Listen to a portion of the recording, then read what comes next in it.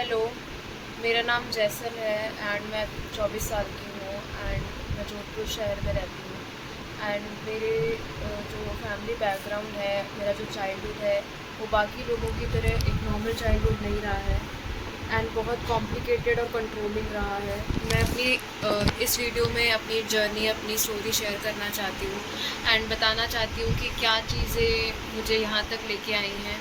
And मैं खुदा का सबसे ज़्यादा धन्यवाद करती हूँ कि आज मैं यहाँ ये वीडियो बना पा रही हूँ और मैं ज़िंदा हूँ। बिकॉज़ मुझे नहीं लगता अगर गॉड मेरे साथ नहीं होते तो मैं यहाँ तक पहुँच पाती। ऐसे कई सारे मोमेंट्स मेरी लाइफ में आए हैं जब मुझे ऐसा लगा कि मेरा आखिरी दिन है, ये मेरे आखिरी सांसें हैं, इसके बाद मैं ज़िंदगी नहीं देख पाऊँगी। लेकिन गॉड ने मुझे बचाया, मुझे सेव किया और यहाँ तक पहुँचाया और मुझे फेवर दिया। मुझे ऐसे लोग मेरी लाइफ में भेजे जिन्होंने मेरी हेल्प करी और मुझे बहुत भयानक सिचुएशन से भी निकाला। स्टार्टिंग से मेरी लाइफ नॉर्मल नहीं रही है एंड बचपन से ही मुझे पता चल गया था कि मेरी पेरेंट्स जो हैं वो मुझे अटेंशन नहीं देने वाले हैं, वो मेरा ड्यान नहीं रखने वाले हैं बिकॉज़ वो लोग बहुत ज़्यादा बिज़ी हैं। वो एक दूसरे से हमेशा फ्रस्ट्रेशन के मारे लड़ते रहते थे बिकॉज़ वो दोनों ड्यूटी से आते थे, वो एक दूसरे से लड़ते थे एंड मैं उसमें पिसती थी हर बार। फ्रॉम वेरी चाइल्डहुड, जब मैं मेरी स्कूलिंग स्टार्ट भी नहीं हुई थी उससे पहले से मैंने अपने घर के अंदर फाइट्स देखी हैं।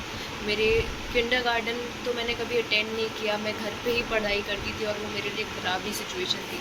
बचपन में मुझे फोबिया था अगर कोई मुझसे बात कर रहा है तो वो बात करते करते चिल्लाने ना लग जाए बिकॉज़ मुझे इतना डर लगता था क्योंकि मम्मी पापा नॉर्मली बात करते करते एकदम से उनका धीरे धीरे धीरे धीरे धीरे वॉल्यूम तेज़ हो जाता था एंड मुझे तेज़ आवाज़ों से डर लगने लग गया था। जब भी कहीं तेज़ आवाज़ें सुनाई देती थी तो मुझे बहुत फोबिया और डर लगने लग जाता था एंड जिसके कारण मेरे अंदर एक एंजाइटी और कम्युनिकेशन में प्रॉब्लम स्टार्ट हो जाती थी। मैं लोगों से बात करती थी उससे पहले मुझे डर लगने लग जाता था कि अब ये लोग चिल्लाने लग जाएंगे, ये लोग लड़ने लग जाएंगे। एक बार की बात है कि मैं बीमार थी और मुझे बुखार चढ़ रहा था एंड मम्मी ने पापा को बताया कि इसको बुखार चढ़ रहा है एंड डैड इतनी ज़्यादा गुस्सा हो गए कि वो दोनों एक दूसरे से लड़ने लग गए एंड मैं उस समय 6 साल की भी नहीं थी एंड मैंने जाके उन दोनों के बीच में रोकने की कोशिश की कि मॉम डैड आप प्लीज़ फाइट मत करो, मेरी कंडीशन नहीं है, मैं आप मुझे गोली मत दो, आप लोग बस शांत हो जाओ, मुझे बस शांति चाहिए, प्लीज़ आप शांत हो जाओ। But the situation went worse, उन्होंने मुझे धक्का मार दिया साइड में एंड वो सिनेरियो इतना हार्श हो गया। आसपास कोई घर उस समय नहीं था कि मैं किसी से हेल्प मांग के आऊँ। मुझे इतनी हेल्पलेस सिचुएशंस लगती थी और मुझे ऐसा लगता था मैं उस घर में बंद हो चुकी हूँ जिससे कभी मैं बाहर नहीं आ पाऊँगी। मैं एक ऐसे चिल्ला चोट और चीखों वाले घर में बंद हो गई हूँ जहाँ मुझे हम पूरी उम्र जीना पड़ेगा। बस एक ऐसे पॉइंट और लाइफ में आएगा एक मोमेंट कि जब मेरे फैमिली मेम्बर्स एक ऐसे आदमी के हाथ में मुझे हैंड ओवर कर देंगे जिसे वो सही समझते हैं और वो मेरे लिए सही होगा। ये आइडियोलॉजी जो उन दोनों के बीच में थी और जब मैं सुनती थी ये चीज़ मुझे इतना डर लगता था कि मेरा बचपन जो है मैं दोस्तों से बात नहीं कर पा रही हूँ, आसपास जो लोग हैं मैं उनसे बात नहीं कर पा रही हूँ बिकॉज़ आप लोगों के फाइट्स देख के मैं आधे टाइम डरी भी रहती हूँ। मैं इतना ज़्यादा स्कैर्ड रहती हूँ, मैं किसी से अपनी बात शेयर नहीं कर पाती हूँ। बट आप लोगों के प्लान्स आगे के लिए मेरे लिए एकदम फिक्स और रिजिड है। आगे मुझे क्या करियर लेना है, मेडिकल में जाना है, ये करना है एंड मैं इतना डर जाती थी उनके प्लान्स सुन के मेरे लिए कि उनको आइडिया ही नहीं है कि मेरी लाइफ में मुझे क्या चाहिए, मेरे को क्या पसंद है और क्या पसंद होना चाहिए। वो उसकी केयर बिल्कुल नहीं करते थे एंड मेरी लाइफ में एक ऐसा पॉइंट आया था जब फर्स्ट क्लास में थी ओशिया में, एक मेरा दोस्त बना था जिसका नाम गोपाल था। जब उस दिन मेरा बर्थडे था एंड वो मुझे आके बोला कि चल मैं तुझे ओशिया घुमाऊँगा, पूरा सिटी दिखाऊँगा एंड वो मुझे सिटी दिखाने के लिए लेके गया। हम मेन मार्केट में थे उस समय, मेरी मम्मी वहाँ पे जिला इंचार्ज थी तो काफ़ी पावरफुल पोजीशन में थी मेरी मम्मी एंड आसपास वाले लोगों ने मुझे गोपाल के साथ घूमते हुए देख लिया एंड हम लोग बहुत मज़े कर रहे थे क्योंकि मैं फर्स्ट क्लास में थी और वो मुझे सारे मार्केट को दिखा रहा था। लेकिन सडनली वहाँ मेरे पापा आ जाते हैं एंड पापा मुझे और गोपाल को देखते हैं एंड गोपाल भी मेरे साथ मेरे फर्स्ट क्लास के अंदर ही था। वो मेरा बेस्ट फ्रेंड बना हुआ था क्योंकि पूरी क्लास में कोई और मेरा फ्रेंड नहीं बनता था, वो अकेला मेरा फ्रेंड था और मैं कोएड में थी फर्स्ट क्लास में। तब पापा आए मेरे सामने एंड उन्होंने मुझे पूरी भरे मार्केट में खींच के चाटा मारा। एंड उस दिन मेरा बर्थडे था एंड उन्होंने बोला हमें बता के क्यों नहीं गई। I was so much shocked, I was so much in pen कि आप लोगों के पास टाइम था मेरी बात सुनने के लिए। मैं आपको कब बताती? आप दोनों बिजी थे, घर पे नहीं थे आप लोग, मेरे पास फ़ोन नहीं था आपको बताने के लिए। और मैं फर्स्ट क्लास में हूँ, मुझे कैसे पता कि आपको कैसे बताना है? आपने कभी मुझे अपने आप को कुछ बताने दिया? जब मैं बीमार पड़ती थी तब आपको बताती थी, आप लोग लड़ने लग जाते थे, तो मैं आपको क्या बताऊँ? मैं आप लोगों से हमेशा डिस्टेंस हो रही हूँ आपके लड़ने के कारण। बट उस चीज़ का उन्होंने बहुत ज़्यादा बुरा मीनिंग निकाला, मुझे डांटा बुरी तरह कि तुम पेरेंट्स को बताते नहीं हो, ये है वो है। एंड गोपाल के सामने मेरी बेइज्जती हुई है, क्योंकि मुझे इतना बुरा लगा। उसके बाद मैं गोपाल से वापस उस तरह से फ्रेंडली नहीं हो पाई जिस तरह मैं पहले थी। मैं कोई दूसरे दोस्त भी नहीं बना पाई। जिस तरह उन्होंने मार्केट में मुझे चाटा मारा मेरे बर्थडे के दिन, मेरे लिए बहुत धक्के वाली बात थी। चीज़ें सेटल आउट नहीं हुई। जैसे जैसे मैं बड़ी हुई, मैं बड़ी सिटी में आई और यहाँ पे आने के बाद मैं सेकंड क्लास में जब आई तो मुझे एग्ज़ाम में मैंने जब पहली बार पेपर देखा था तब मुझे नहीं पता था कि पेपर का दूसरा साइड होता है, और मैंने पहले कभी ऐसा एग्ज़ाम नहीं देखा था। उस दिन मैंने मेरे पेरेंट्स को बताया कि मेरे से गलती हो गई है एंड मेरे से पेपर आधा छूट गया है। एंड मेरे डैड ने मुझे उस चीज़ के लिए बहुत बुरी पनिशमेंट दी, फिज़िकली मुझे बहुत बुरी तरह मारा। एंड वो भी ऐसा नहीं कि अकेले ले जाके साइड में डांटा हो कि बेटा तुझे दूसरे पेपर देख लेना चाहिए था ना, बट उन्होंने गेस्ट के सामने मुझे इतनी बुरी तरह मारा, इतनी बुरी तरह मारा कि मैं वापस आँख उठा के उस गेस्ट की शक्ल नहीं देख पाती। मतलब इतनी बुरी तरह मुझे इंसल्ट करा जाता था लोगों के सामने बचपन से कि मैं कभी भी लोगों से वापस कम्युनिकेट करने की हिम्मत ही नहीं जुटा पाती थी कि मैं वापस उन लोगों को कभी देख भी पाऊँगी। क्या शक्ल दिखाऊँगी कि मैंने उनके सामने इतनी बुरी तरह मार खाई अपने पेरेंट्स से, कि मैं इतनी बुरी लड़की हूँ। लोगों से कम्युनिकेट करना मेरे लिए इतना बड़ा मेरी दीवार बन गई थी मेरे सामने कि मैं जब सेकेंड क्लास में जब थी उसके उस दौरान टिल फिफ्थ क्लास मेरा कोई भी दोस्त नहीं बना, कोई भी फ्रेंड नहीं बन पाया। जो बनते थे वो मुझे छोड़ के चले जाते थे क्योंकि उनसे मैं बात नहीं कर पाती थी, मेरा मुंह बंद हो जाता था। मुझे रात को बुरे सपने आया करते थे और ऐसा लगता था कि मेरा मुंह बंद हो गया है और मैं कभी बोल नहीं पाऊँगी। हर दिन मुझे सेम सपने आया करते थे कि मेरा मुंह बंद हो गया है और मैं बोल नहीं पा रही हूँ। एंड ये हर बार इसलिए होता था क्योंकि मैं डर के सोती थी रात को और मैं मेरे पेरेंट्स को लड़ते हुए देखा करती थी। एंड मेरे पेरेंट्स हर पेरेंट टीचर मीटिंग में मुझे बहुत एम्बैरेस कराते थे बिकॉज मेरी मदर जो थी वो हर बार ये बोल के जाती थी कि तू मेरा कब सर ऊंचा करेगी, तू हर बार ये गलती करती है, तू वो गलती करती है। तो मुझे ब्लेम करती रहती थी इस चीज़ के लिए कि मैं एक अच्छी स्टूडेंट नहीं हूँ। हालांकि सारे पेरेंट्स दुखी होते कि हमारे पेरेंट्स, मतलब काफ़ी पेरेंट्स ऐसे होते जो कंपेयर करते हैं, बट मेरे पेरेंट्स ने कुछ ज़्यादा ही लेवल की इंटेंसिटी ले रखी थी। एंड जब वो मेरी क्लास में जाते थे वो उस सिचुएशन को इतना ज़्यादा डिफ़िकल्ट बना देते थे मेरे लिए कि जो क्लास की टीचर्स होती थी, जो क्लास के बच्चे होते थे, उनके सामने वो मुझे एम्बैरेस करवाते थे। उन बच्चों की नोटबुक्स लेके मेरे सामने मुझे वहीं बैठा के 1 घंटा 2 घंटा सिर्फ उन नोटबुक्स को रिव्यू कर रहे होते थे कि तेरी यहाँ गलती रही, तेरी यहाँ गलती रही, इन्हें ध्यान से नोट कर ताकि तो फ्यूचर में गलती ना करे। और मुझे उस समय इतना डर लगता था कि प्लीज़ डैड आप ऐसा मत करो, अभी लड़कियाँ देख रही है मेरी तरफ, ये लड़कियाँ मुझसे नेक्स्ट टाइम होमवर्क नहीं देंगी, आप जिस तरह से मेरा प्रोजेक्ट कर ले रहे हो, जिस तरह आपसे चेकिंग कर रहे हो, आप प्लीज़ ऐसा मत करो, मुझे बहुत एम्बैरेसमेंट फील हो रहा है। एंड लड़कियों के बीच में बात बहुत जल्दी फैलती है एंड वो सिर्फ गर्ल्स स्कूल थी एंड मैं कोशिश करती थी कि जो कुछ हुआ है मैं भूल जाऊँ, बिकॉज़ मेरे दिमाग ने आदत डाल ली थी कि जो कुछ हो रहा है तो भूल जा, डिस्ट्रैक्ट कर अपने आप को, सब कुछ डिलीट कर दे, सारी मेमोरी हटा दे, बेइज्जती हुई है तेरी लोगों के सामने, तेरे अपने क्लासमेट्स के सामने, उसे भूल जा, वैनिश कर दे। एंड मैंने ये बचपन से सीखा अपने लाइफ में जीते जीते कि अपने इमोशंस, अपने करियर, अपनी हॉबीज़ को भूलना ज़रूरी है। बिकॉज़ मैं जब 5th क्लास में थी, मुझे मैंने जब नए नए एक्टिविटीज़ की स्कूल में, तो मुझे पता चला मेरी हॉबीज़ है आर्ट एंड क्राफ्ट, मुझे अच्छा लगता है। एंड उसमें भी मुझे सर्टिफिकेट मिला था, थर्ड प्राइज़ मिला था आर्ट एंड क्राफ्ट के अंदर। एंड जब भी मेरी फादर को पता चला कि मुझे आर्ट एंड क्राफ्ट में इंटरेस्ट है और बायोलॉजी और मेडिकल साइंस में मेरा इंटरेस्ट नहीं है, मेरी सिचुएशंस और ज़्यादा मुश्किल बनती गई पर डे, हर दिन।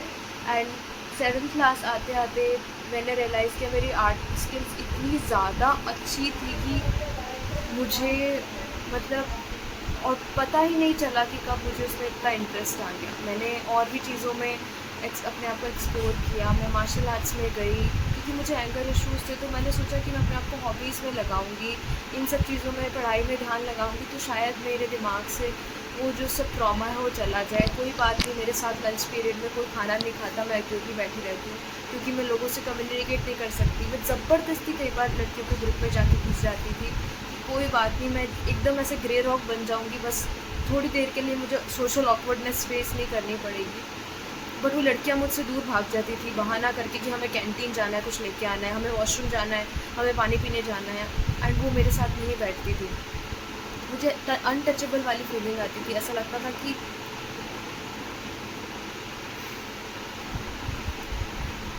कि मेरे माथे पे लिखा हुआ है कि तुम मेरे पास रहोगे तो शायद तुम्हें बीमारी हो जाएगी, या तुम मेरे साथ नहीं रह सकते और मुझे अलग थलग रख देना चाहिए, क्योंकि क्योंकि मैं ऐसे परिवार से आती हूँ। ये मेरे लिए बहुत डिफ़िकल्ट था, 7th क्लास की लड़की के लिए बहुत डिफ़िकल्ट था।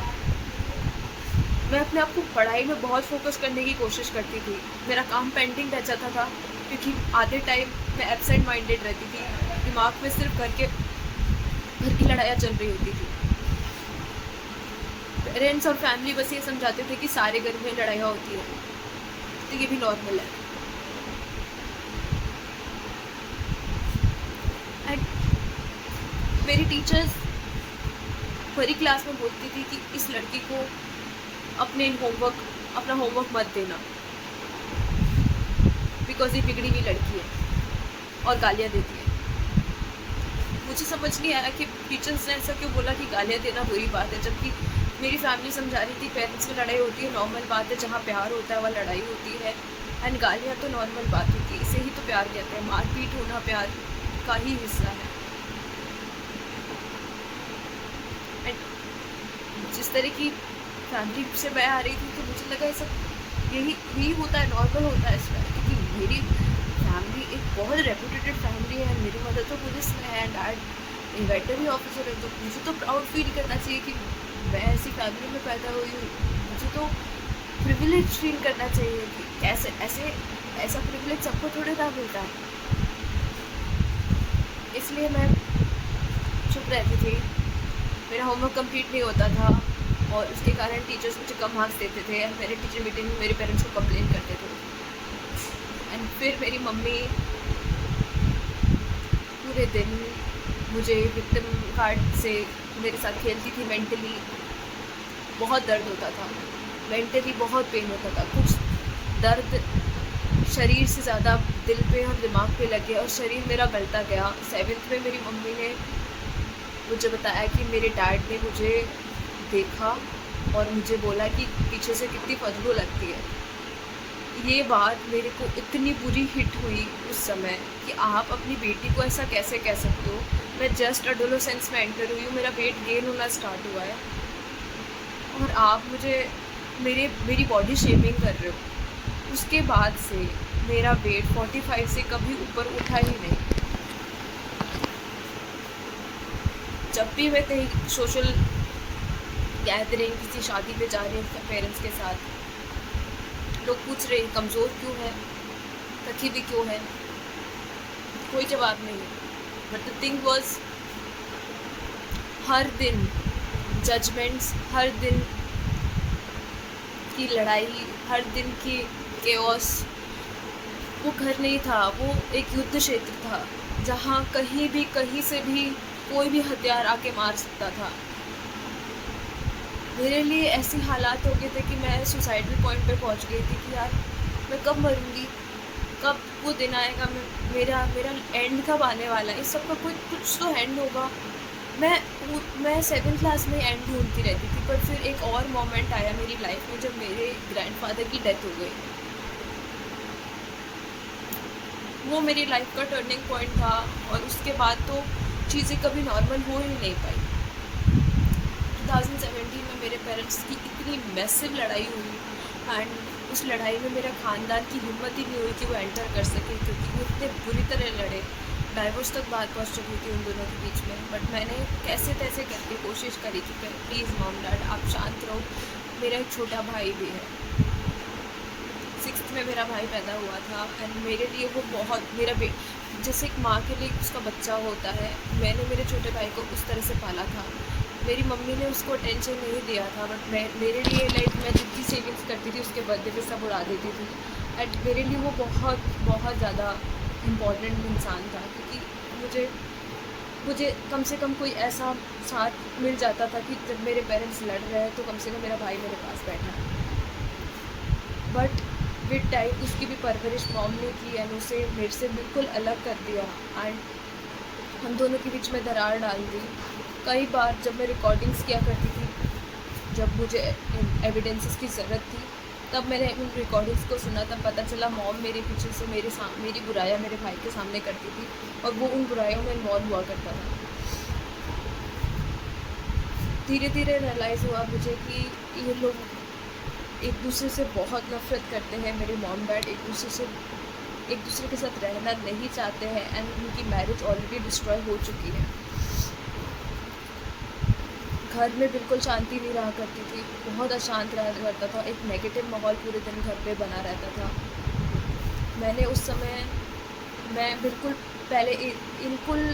बहुत स्पिरिचुअल थी, बट एक पॉइंट ऑफ टाइम में मेरी लाइफ इतनी ज़्यादा डाउन चली गई, स्पिरिचुअल इन सेंस कि मैं भगवान पे माना करती थी कि हाँ भगवान होता है, उसमें भले आइडल वर्शिपर थी मैं, लेकिन उस पॉइंट ऑफ टाइम में मैंने दुनिया भर के जितने भी भगवान होते हैं उन सबको बुलाया कि गॉड, अगर आप किसी भी वे में मेरे सामने हो तो प्लीज़ आके मदद करो, या फिर मैं ये मान लूँ साइंटिफिक जो थ्योरीज़ हैं कि मैं एप से निकली हूँ, और ये सब मेरा यहाँ पे होना जस्ट एक ट्रेजिडी है, मैं जस्ट बॉर्न हो गई। If you really care, then just come up and help me out. Just do something and reach out to me. And उसके बाद में मैं जब मुझे कोई रिस्पॉन्स नहीं मिला, मैं काफ़ी हद तक इस लेवल पे पहुंच गई थी कि मैं सुसाइड कर लेती हूँ। अब वैसे भी कोई गॉड है नहीं, तो मेरा जीने का कोई मतलब है नहीं, एंड मैं बिल्कुल एथिस्ट बन गई थी। मेरी लाइफ इतनी डिप्रेसिंग थी, 1 साल पूरा डिप्रेशन में गया मेरा, 8th 9th तक डिप्रेशन में गया फुल्ली मेरी कंडीशन बहुत सीवियर हो गई थी, एंड फैमिली में तो जस्ट मॉम डैड की कंडीशन वर्सन ही होती जा रही थी विद टाइम। घर में एक मेड हुआ करती थी हमेशा, जो गांव से मम्मी के लिंक हुए हुए लोगों के द्वारा भेजी जाती थी। उनको वेज नहीं मिलता था, वो बस हमारे घर में रखी जाती थी हमारा ध्यान रखने के लिए, क्योंकि हम मम्मी पापा के पीछे से घर में कोई नहीं होता था हम लोगों का ध्यान रखने के लिए जब हम छोटे हुआ करते थे। एंड मम्मी को काम करने के लिए एक औरत चाहिए थी जो मम्मी के लिए फ्री में काम करती थी। तो वो लड़कियाँ फ्री में मम्मी के लिए काम करती थी, उनको बस खाना पानी मिल जाता था और सोने की जगह मिल जाती थी। कई बार उन लड़कियों के साथ में फ़िज़िकल अब्यूज़ भी होता था मम्मी के द्वारा, उन्हें मारा जाता था बहुत बुरी तरीके से जब मम्मी को गुस्सा आता था। तो हमने भी यही चीज़ सीखी कि मेड्स को मारा जाना चाहिए, वो लोग डिज़र्व ये करती है कि उन्हें मारा जाना चाहिए, क्योंकि वो SC ST कास्ट की हैं।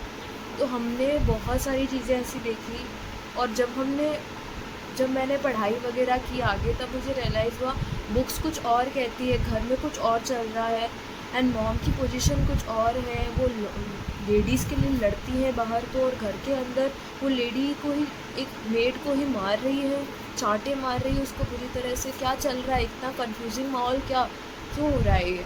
एंड मेरा चाइल्डहुड बिल्कुल ऐसा ही कंफ्यूजन से भरा बीता है, एंड मेरी ज़िंदगी को भी एक कन्फ्यूजन बनाने की कोशिश की गई मेरे पेरेंट्स के द्वारा, बिकॉज़ उन लोगों को ये गेम्स खेलने में बहुत मज़े आते थे, आई डोंट नो क्या, बट उन लोगों की साइकोलॉजी ही ऐसी हो गई थी कि वो कई सारे फेसेस के थ्रू जाते थे। फॉर एग्ज़ाम्पल, जब मैं स्पोर्ट्स के करियर में एंटर करी उससे पहले मेरी हेल्थ बिल्कुल बिल्कुल कबाड़ हो चुकी थी। इस हद तक पहुंच गई थी कि I could not survive another day, क्योंकि डिप्रेशन के कारण, मेंटल इश्यूज़ के कारण मेरा शरीर हैंडल नहीं कर पा रहा था। मैं इंटरनली टूट चुकी थी पूरी तरीके से। और डैड ने बोला कि ये बिल्कुल भी गल चुका है इसका शरीर इसी की हरकतों के कारण, क्योंकि अब ये जीसस पे बिलीव करती है एंड इसलिए ये सब हो रहा है।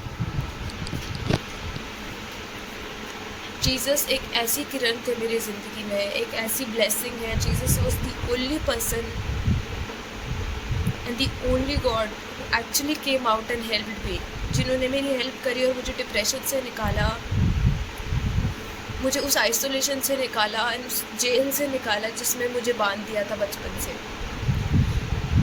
अगर जीसस मेरी लाइफ में नहीं आते तो मैं कभी भी शायद अभी ये वीडियो नहीं बना रही होती। मैं बहुत पहले ही मर जाती, मैं बहुत पहले ही अपने आप को मार डालती, बहुत पहले ही गिव अप कर देती, बिकॉज ज़िंदा रहना उस एनवायरनमेंट में मुमकिन नहीं था मेरी अकेली के लिए। आई एम सॉरी, वीडियो थोड़ा ज़्यादा लॉन्ग हो गया, बट मैं चीज़ों को बहुत सिंप्लीफाई करना चाहती हूँ। क्यों मैं मेरी पेरेंट्स के साथ में नहीं जी सकती। I can not live, talk, communicate और build any kind of relation और कनेक्शन विद देम। चाहे मेरा फाइनेंस हो, चाहे मेरा करियर हो, चाहे मेरी हॉबीज़ हो, चाहे मेरा सोशल सर्कल हो, चाहे मुझे कुछ इंटरेस्ट में पसंद आ रहा है नहीं आ रहा है, सब में उन्होंने इंटरवीन करके उसे डिस्ट्रॉय किया है। केयरिंग के नाम पे बोलते थे हम तेरे पेरेंट्स हैं, हम तेरी केयर करना चाहते हैं। मेरे फाइनेंस को उन्होंने डिस्ट्रॉय कर दिया। उस केयरिंग के चलते मेरा जितने भी बैंक अकाउंट्स था उनका लिंक उन्होंने रख लिया, क्योंकि वो केयर करते हैं। ये एक्सक्यूज़ यूज़ करके कि वो मेरी बहुत केयरिंग करते हैं, उन्होंने मेरा बैंक अकाउंट, क्रेडिट कार्ड सब कुछ अपने पास रख लिया, माइन मेरे नाम कर दी और सारा कमीशन वो लेते हैं उस चीज़ का। 1 रुपया भी मुझे उसके बदले में नहीं मिलता।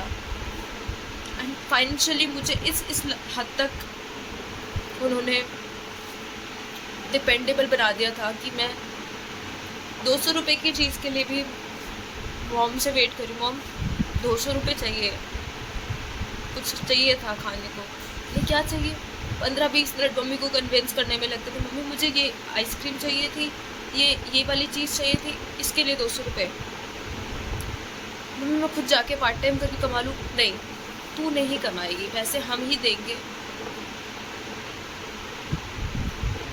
फाइनेंस उन्होंने पूरी तरह से अपने कंट्रोल में कर लिया था। करियर, मैंने मम्मी पापा को बोला कि मॉम डैड मैं मैथ्स लेके आगे जाके मैं डिज़ाइनिंग कर सकती हूँ, ग्राफिक डिज़ाइनर बन सकती हूँ, एनिमेटर बन सकती हूँ। मुझे अगर आपके पास में इतने पैसे हैं कि आप मुझे अगर इसमें डाल दो तो मेरे करियर बन जाएगा। बट डैड ने बोला कि मैं तुझे फ़ॉरेन भेज दूँगा और वहाँ जाके तू जो डिग्री होती है मेडिकल साइंस की वो रशिया से ले लेना। मैंने कहा डैड आपको पता है ना कि उस मेडिकल डिग्री का कोई वैल्यू नहीं है जो रशिया से की भी होती है। तो डैड ने कहा मेरा सपना था बचपन से कि मैं मेडिकल डॉक्टर बनूं और मैं नहीं बन पाया, तो मैं चाहता हूँ मेरी जगह तू बन। पर डैड मेरे पास में इतना हिम्मत नहीं है कि मैं वो परस्यू करूँ, 10 साल उसमें जाऊँ। मैं नहीं कर सकती। देख तू कर सकती है, तुझे बायोलॉजी पसंद है, तू कर सकती है। मैंने कहा डैड मैं बायोलॉजी पढ़ रही हूँ, ठीक ठाक है, बट मुझे इसमें इतना पैशन नहीं है। मुझे ड्राइंग पसंद है।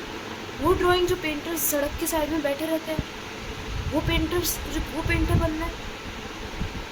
एंड वो मुझे इतनी गंदी बातें हॉबीज़ के लिए सुनाती थी एंड ऐसा लगता था मानो गाली दे रहे हों मेरे हॉबी को। उसे इतना ह्यूमिलिएट फील होता था मुझे।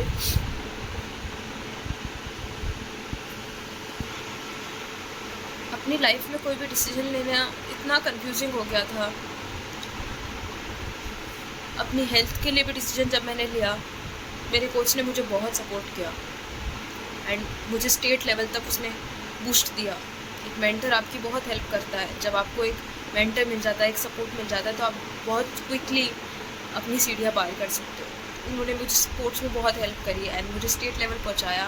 Next time, the second time also I got selected for sports in the district level and I was ready to go for the state level. But my mom called me out, मुझे बोला कि तुझे ज़िंदगी में यही करना है क्या, वापस आ,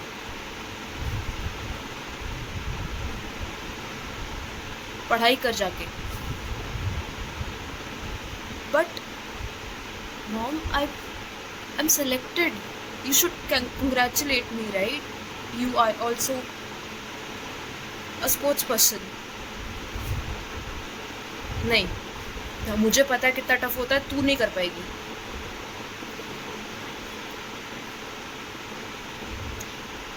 मुझे ऐसा लगा था कि मैं मेरे पेरेंट्स को इन्फॉर्मेशन दूंगी तो शायद वो एक हेल्दी एनवायरनमेंट रहेगा। बट जब मैंने उन्हें स्पोर्ट्स के बारे में बताया, मैं सेलेक्ट हो रही हूँ, उन्होंने उसे कबाड़ा कर दिया, उन्होंने कचरा कर दिया उसका। मेरे जो अचीवमेंट्स जब मैं उन्हें बताती थी मैं कुछ करने वाली हूँ या मैंने कुछ किया है, तो वो इंटेंशनली उसको डिस्ट्रॉय कर देते थे मेरे हाथों, ताकि उनकी इमेज नहीं ख़राब हो, पता लगे कि मैं ही सब कुछ कर रही हूँ। इसका सबसे बड़ा सबूत ये है कि जब मैंने स्पोर्ट्स किया था तब मेरे ही थ्रू इन्होंने स्पोर्ट्स छुड़वाया था। जब मैंने हॉबीज़ करी थी, मैंने मेरे हाथों से डर के मारे, ताकि मेरे पेरेंट्स को मेरी ड्राइंग डायरी ना मिल जाए जिसमें मैंने टेक्सचर आर्ट का पूरा डिटेल बना रखा है, वो डायरी ना मिल जाए। उस डायरी को फाड़ फाड़ के जलाया मैंने, डर के मारे। मेरी लाइफ में मेरी सिचुएशंस इतनी डरावनी रही है, ऐसा लगता था मैं एज पे जी रही हूँ, एग शेल्स पे जी रही हूँ। आई वॉज लाइक कि अब मैं ख़त्म हुई, अब ख़त्म हुई, अब मरी। हर मोमेंट ऐसा लगता था, हर मोमेंट इतना डर लगता था, घबराहट होती थी कि मम्मी पापा को आर्ट्स की बुक्स ना मिल जाए, ड्राइंग की बुक ना मिल जाए। पापा मुझे 5 घंटे 6 घंटे लेक्चर देंगे, उस लेक्चर में मुझे ब्रेन वॉश करेंगे। 5-5 घंटे के सेक्शन डेली के लिए जाते थे मेरे ब्रेन वॉश करने के लिए कि तुझे मेडिकल साइंस ही लेना है, तुझे मेडिकल साइंस लेना है। हर दिन मेरा ब्रेन वॉश किया जाता था।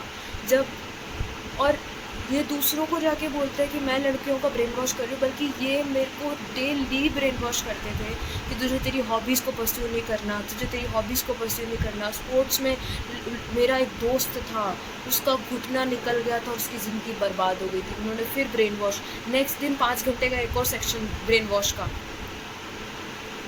मेरे पेरेंट्स के पास टाइम था मेरा ब्रेन वॉश करने के लिए, मेरे साथ समय बिताने के लिए नहीं था। मेरे साथ ट्रैवल करना, मुझे समझना मेरे अंदर क्या टैलेंट है, मुझे गॉड से क्या ग्रेस मिली है, उस ग्रेस को किस तरह डिस्ट्रॉय करना, इसका टाइम था उनके पास। मेरी लाइफ में मुझे एज एन इंडिविजुअल कैसे ग्रो करना, इसका टाइम नहीं था। जब मैंने इस चीज़ को स्टडी किया कि क्या प्रॉब्लम आ रही है मेरी फैमिली के साथ, ऐसा कर क्यों रहे हैं, दुनिया में पेरेंट्स ऐसा नहीं करते हैं सारे, ये लोग ऐसा क्यों कर रहे हैं, इतना कन्फ्यूजन क्रिएट करना, मेरे करियर को डिस्ट्रॉय करना। तब मैंने इस पर स्टडी किया डेप्थ में जाके, एंड साइकोलॉजी में मैंने थोड़ा डीप जाके इसकी स्टडी करी। तब मुझे पता चला ये एक मेंटल डिसऑर्डर है। कुछ लोग साइकोपैथिक होते हैं, कुछ लोग नार्सिसिस्टिक होते हैं, एंड कुछ लोग सोशियोपैथ्स होते हैं। मैंने उनके कैरेक्टरिस्टिक्स स्टडी किए एंड डिप्रेशन रियल में क्या होता है उसके कैरेक्टरिस्टिक्स स्टडी किए। तब मुझे रियलाइज़ हुआ एंड एक पैटर्न दिखा, और मुझे बार बार टूटने वाला मेरी हालत हो जाती थी कि मैं अब मर गई, अब मर गई, अब ख़त्म, सब ख़त्म हो जाएगा, अब मेरा करियर बहुत बर्बाद हो जाएगा। क्योंकि मुझे धमकियाँ मिलती थी, तेरी शादी करवा देंगे, तेरा मुँह काला करवा देंगे, अगर तूने आर्ट्स ले ली तेरा मुँह काला करवा देंगे। मैंने पेरेंट्स को कन्विंस किया कि मैं आर्ट्स लेके यूपीएससी देके आप लोगों का नाम ऊंचा करूँगी, आप लोगों के साथ रहूँगी पूरी उम्र, आप टेंशन मत लो। एंड उस दिन डैड इतने फ्रस्ट्रेटेड थे क्योंकि मैंने मेडिकल नहीं लिया। डैड ने इतनी बुरी तरह बेड पे मुक्के मुक्के मारे, चिल्लाने लग गए।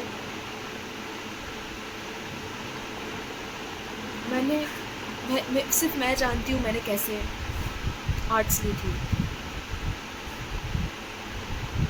बहुत डरावनी सिचुएशन थी जब मैंने आर्ट्स ली थी। और पापा को कन्विंस किया था कि मैं रशिया नहीं जाना चाहती, यूक्रेन नहीं जाना चाहती मेडिकल साइंस परस्यू करने के लिए। मैं आर्ट्स लेके यूपीएससी दे दूँगी, प्लीज़ मुझे थोड़ा समय चाहिए। बहुत डरावनी सिचुएशन थी वो मेरे लिए। लग रहा था पापा कि अगर मैं बेड के 1 इंच आगे होती तो शायद मेरे अब पैर फ्रैक्चर हो जाता, क्योंकि बस मैंने एक सवाल का जवाब नहीं दिया था कि कितने % सब्जेक्ट्स यूपीएससी में आते हैं। मैं सर्च कर रही थी एंड टैब मैंने उस टाइम पे गूगल को यूज़ करना मुझे इतना अच्छे से नहीं पता था कि कैसे इन्फॉर्मेशन निकलती है गूगल से। एंड डैड उस चीज़ पे गुस्सा हो गए, फ्रस्ट्रेट हो गए और इतनी बुरी तरह मारने लग गए बेड पे।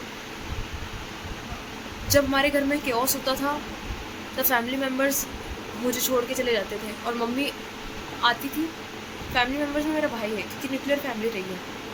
मेरा भाई हमेशा ऐसे रूम में चला जाता था जहाँ अंधेरा हो, जहाँ उसे कोई ना देख सके। तो वो तो मेरी कभी हेल्प नहीं करता था कि तो छोटा था। दूसरा वो कभी इन्वॉल्व ही नहीं होना चाहता था मेरे मैटर्स पे, मुझे छोड़ देता था। मैं हमेशा अबंडन की गई हूँ, मुझे हमेशा लोगों ने छोड़ा है मेरे केओस कंडीशंस में, ये बोल के कि ये इसका पर्सनल मैटर है, ये हैंडल करेगी। बट मेरे भाई पे जो प्रॉब्लम्स आती थी, मैं आके उसके सामने छाती छोड़ी करे खड़ी हो जाती थी कि मेरा भाई हाथ उठाया तो मैं आपको छोड़ूंगी नहीं, भले आप मेरे फादर हो, मैं आपके सामने खड़ी रहूँगी, आपने मेरे भाई पे हाथ उठाया तो। जिस इंसान से मैं सबसे ज़्यादा डरती थी, मैं उस इंसान से लड़ जाती थी मेरे भाई के लिए, मेरी मम्मी के लिए। 2017 के बाद मेरी 8th क्लास, मेरी 9th क्लास, 10th क्लास, एक बार पापा ने कढ़ाई उठा के मम्मी पे मारी थी और मैं बीच में आके खड़ी हो गई थी। एक बार पापा मम्मी को मारने वाले थे, तब मैं आके पापा को ऑलमोस्ट हिट करने वाली थी कि मम्मी की डिफेंस के लिए मैं आपको मार भी सकती हूँ। मैंने मेरी मम्मी का सपोर्ट करना, मेरे भाई का सपोर्ट करना छोड़ा नहीं। लेकिन जब मुझे मार पड़ती थी तो मेरा भाई मुझे छोड़ जाता था और मेरी मम्मी मेरे को वहाँ से हटा के मुझे मैनिपुलेट करना स्टार्ट कर देती थी कि तू अगर चाहती है कि ये तेरे साथ वापस ना हो तो मेरी बात मान ले।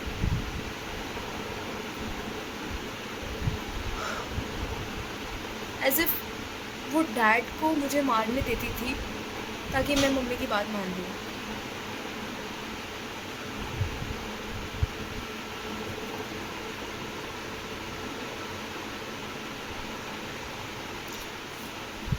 दो 2023 मैंने आते आते ये सब कुछ झेला है। 2023 के बाद में चीज़ें चेंज होना स्टार्ट हुई जब मैं घर से बाहर भागी पहली बार। स्टेट छोड़ के निकली प्रोटेक्शन फाइल करके।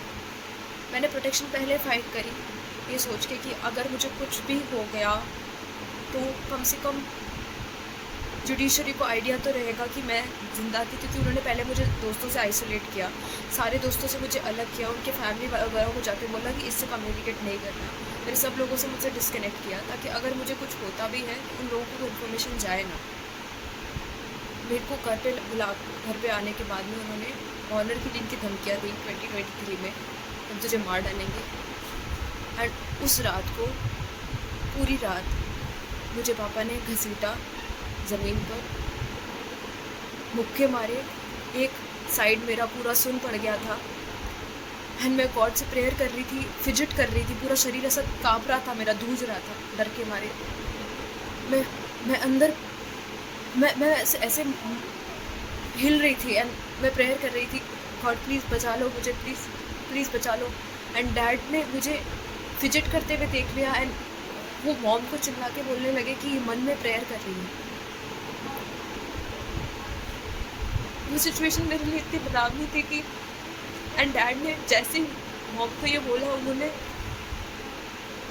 घूम के इतनी ज़ोर से मेरे फेस में मुक्का मारा कि वो 2 दिन तक मैं बिस्तर पे लाश की तरह पड़ी रही। एंड रात को 3 बजे मुझे वापस उठाया कि अभी तू बोल सकती है ना। मैंने कहा मेरा माइग्रेन पेन हो रहा है। मम्मी ने फिर मेरे मुंह में गोली डाली, पानी डाला, अब ठीक हो जाएगा बेटा तेरा माइग्रेन पेन, चुपचाप भी बोल दे कि पापा तेरे भगवान है और पापा के अलावा तेरा कोई और भगवान नहीं है।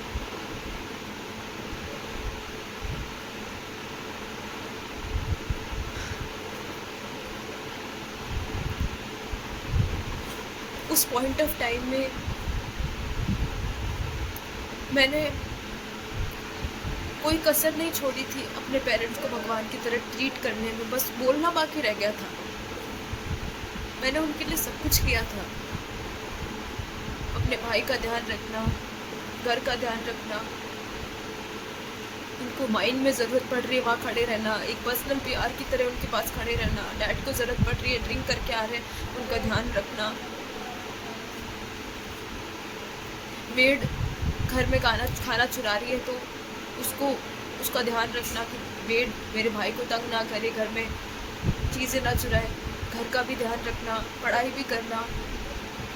एक हाउसवाइफ की तरह रहती थी मैं, डैड की इमोशनल सपोर्ट बन के खड़ी रहती थी मैं, मॉम के लिए खड़ी रहती थी मैं। लेकिन जब मुझे उन लोगों की ज़रूरत पड़ी तब ये हालात मेरे लिए इतने टफ थे। मेरे सारे डिवाइसेस, टैब, लैपटॉप, फ़ोन सब उन्होंने उस रात ले लिया था मुझसे और मुझे बोला कि ये तुझे वापस नहीं मिलेगा, हमने तेरे लिए एक लड़का देखा है।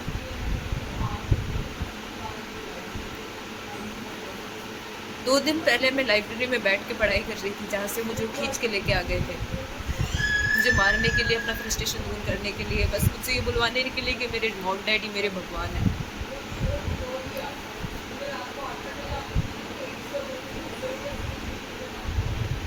मैं इंडियन सोसाइटी की बहुत कद्र करती हूँ,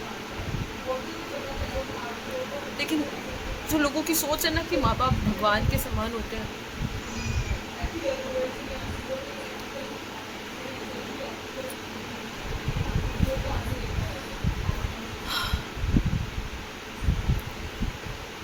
मेरे लिए बहुत ज़्यादा मुश्किल था वो दिन। और मैं उस दिन में पूरी तरह टूट गई थी क्योंकि दूसरे दिन 12 बजे पापा ने उठाया मुझे, क्योंकि रात भर टॉर्चर झेलने के बाद मेरी हिम्मत नहीं थी कि मैं उठ पाऊँ। एक साइड पूरा सुन हो गया था मेरा पापा के मुक्के के बाद में। You can imagine how strong a man is, अगर वो अपने एक हाथ से डिस्ट्रोगिया कर सकता है। तो डिस्ट्रोगिया एक ऐसा टर्म है जिसमें वेटनरी में आप गाय के यूट्रस में हाथ डालकर उस मरे हुए बच्चे को तोड़ तोड़ कर निकालते हो। दैट मीन्स आप एक हाथ से उस गाय के बच्चे का बोन फ्रैक्चर कर सकते हो, उसके बोन को क्रश कर सकते हो। तो आपके हाथ में बहुत पावर है, 80 kg से ऊपर उनका वेट है, बहुत पावर थी उनके हाथ में। जिस लेवल का टॉर्चर मैंने उस रात झेला, और सुबह मुझे डैड उठा के बोलते हैं कि बेटा चल स्कूल में, तेरे कॉलेज में जाना है क्योंकि तुझे अवार्ड फंक्शन में अटेंड होना ज़रूरी है, क्योंकि तो कॉलेज में फर्स्ट आई है।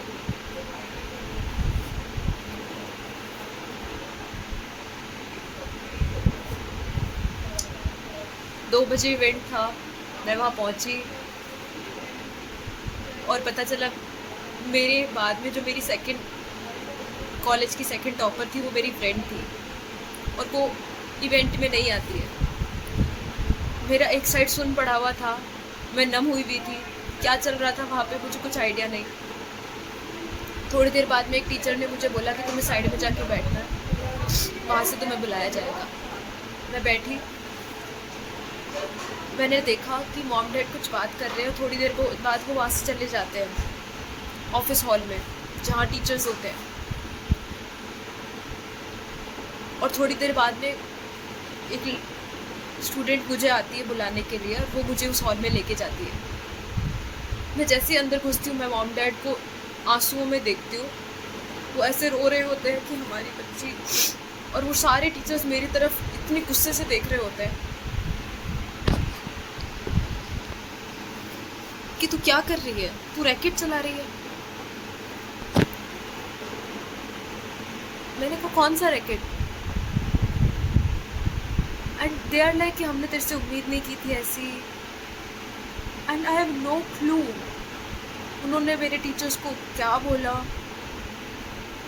क्या उनके दिमाग में फीड किया, बट मेरे टीचर्स जानते थे। तो उन्होंने इस बात को कट शॉर्ट किया। उनमें से एक टीचर जानता था कि मैं पढ़ाई में अच्छी हूँ, स्पेशली उन सब्जेक्ट्स में अच्छी थी एंड मैं बहुत ज़्यादा फोकस थी।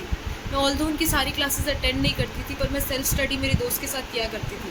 हम लोग कई बार, क्योंकि क्लास में कई सारे नोट्स सिर्फ हिंदी में होते थे और हम दोनों ही इंग्लिश मीडियम नोट्स के थ्रू ही काम कर पाते थे, और हमारे लिए बहुत मुश्किल होता था इंग्लिश नोट्स ढूंढना उस हिंदी मीडियम कॉलेज के अंदर, क्योंकि वो कॉलेज मेरे पापा के मिलने वाले दोस्त का था। तो मुझे वही कॉलेज लेना पड़ा।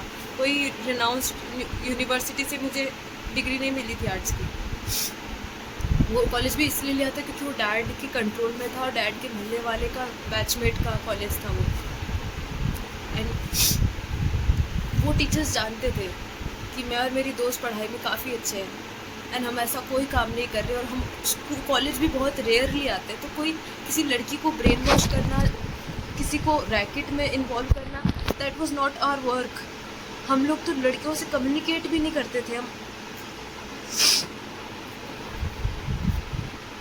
और मेरे पेरेंट्स ने ये सब झूठ वहाँ पे फैलाया एंड उसके कारण मुझे वहाँ पता चला कि मेरी दोस्त इसलिए अपना अवार्ड नहीं ले पाएगी कॉलेज में आके। जब मुझे ये चीज़ पता चली कि इन्होंने मेरे साथ में मेरे दोस्तों को भी टॉर्चर किया है, मेरा जो सॉफ्ट कॉर्नर था ये सोच के कि ये लोग मेरी परवाह करते हैं इसीलिए ये लोग ऐसा करते हैं, वो कॉन्सेप्ट बिल्कुल ख़त्म हो गया। क्योंकि उन्होंने मेरी फ्रेंड को मैरिज रेडी कर दिया था एंड उसकी ज़िंदगी बर्बाद करके मुझे ये बोला कि उसकी ज़िंदगी तेरे कारण ख़राब हुई है, अब उसके पेरेंट्स की शादी कराएंगे बिकॉज ऑफ यू। मेरे को वहाँ पे साफ दिख रहा था कि कॉलेज हम दोनों को अवार्ड दे रहा है क्योंकि हम टॉप कर रहे हैं और हम पढ़ाई में अच्छे हैं, हम आगे जाना चाहते हैं, लेकिन पेरेंट्स हमारे इसमें फालतू इन्वॉल्व हो रहे हैं, हमारा करियर बर्बाद कर रहे हैं। जब मुझे ये चीज़ पता चली, मैंने लॉयर्स के पास जाके प्रोटेक्शन फाइल आउट कराई। मेरे लॉयर्स ने मुझे बोला कि तुम डीवी का केस करना चाहती हो। मैंने कहा मेरे पास मेडिकल रिपोर्ट तो है कि मेरे साथ फिज़िकल अब्यूज़ हुआ है, फिज़िकल असॉल्ट हुआ है, लेकिन आप डीवी का केस मत फाइल करो। मैं चाहती हूँ कि आप सिर्फ प्रोटेक्शन फाइल करो कि अगर मैं मर जाती हूँ तो कम से कम लॉ में जो जज को, हाई कोर्ट को पता होना चाहिए। एंड 2 दिन मुझे मेरे लॉयर्स ने अंडरग्राउंड रहने को कहा कि जब तक मेरी प्रोटेक्शन फाइल नहीं हो जाती तब तक मुझे अंडरग्राउंड रहना चाहिए। एंड उन्होंने मुझे घर वापस भेज दिया, मेरे हाउस में वापस भेज दिया कि अपने डॉक्यूमेंट्स लेके आ जाओ। जब मैं घर वापस पहुंची तब मेरी मेड ने मुझे बताया कि आपके फैमिली मेम्बर्स जो है, आपके मदर फादर हैं, वो आपके बैंक में से सारा पैसा विड्रॉ कर रहे हैं एंड उन्होंने डिसाइड किया है कि आपके लॉयर्स को, जो आपके लॉयर्स हैं उन्होंने इनको सारी इन्फॉर्मेशन दे दी है एंड इसीलिए ये लोग आपको अब सल्टाने वाले। लॉयर्स ने बोला है कि इसको मरवा दो, इसका कोई एक्सीडेंट करवा दो ताकि इसका ये आगे को कोई ऐसा कुछ मतलब जो भी इसकी प्रोटेक्शन है ये काम ना करे, नहीं तो आपकी नौकरी ख़राब हो जाएगी। तो इन लोगों का प्लान यही था एंड उस मेड ने सोचा कि मैं भाग के जोधपुर में ही कहीं छुप जाऊंगी, बट उस समय मैं इतना प्रेयर में गॉड से अगवाई मांग रही थी और मैंने गॉड से पूछा कि गॉड, मुझे अच्छे से पता है कि मेरी मम्मी इन्वेस्टिगेटर है, मुझे ढूंढने में 2 मिनट नहीं लगाएगी, मुझे पता है मैं जोधपुर सिटी में नहीं रह सकती एंड यहाँ से मुझे निकलना पड़ेगा। तो गॉड, मैंने आज से पहले कभी भी अकेले ट्रैवल नहीं किया, तो आप मेरी अगुवाई करो। एंड गॉड ने मेरी अगुवाई करी, मुझे गाइड किया एंड मैं आउटर स्टेट गई पंजाब में एंड वहाँ जाके मैंने हेल्प मांगी, लेकिन वहाँ जाके भी इन्होंने अपना इंटरवेंशन दिखाया और झूठे आंसू दिखा के ये दिखाया कि ये लोग पीड़ित हैं, ये लोगों को प्रॉब्लम्स हैं और इन लोगों को कुछ प्रॉब्लम्स हो रही है। इनके फॉल्सूट के कारण मुझे इतनी प्रॉब्लम्स हैंडल करनी पड़ी।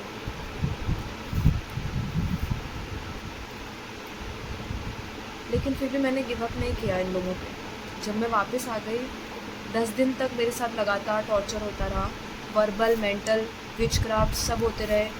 पूरा इनके जितने भी कनेक्शन के लोग, इन्होंने सबसे मुझे मिला दिया, इन्होंने अपनी पावर का पूरा धौंस दिखाया था मुझे।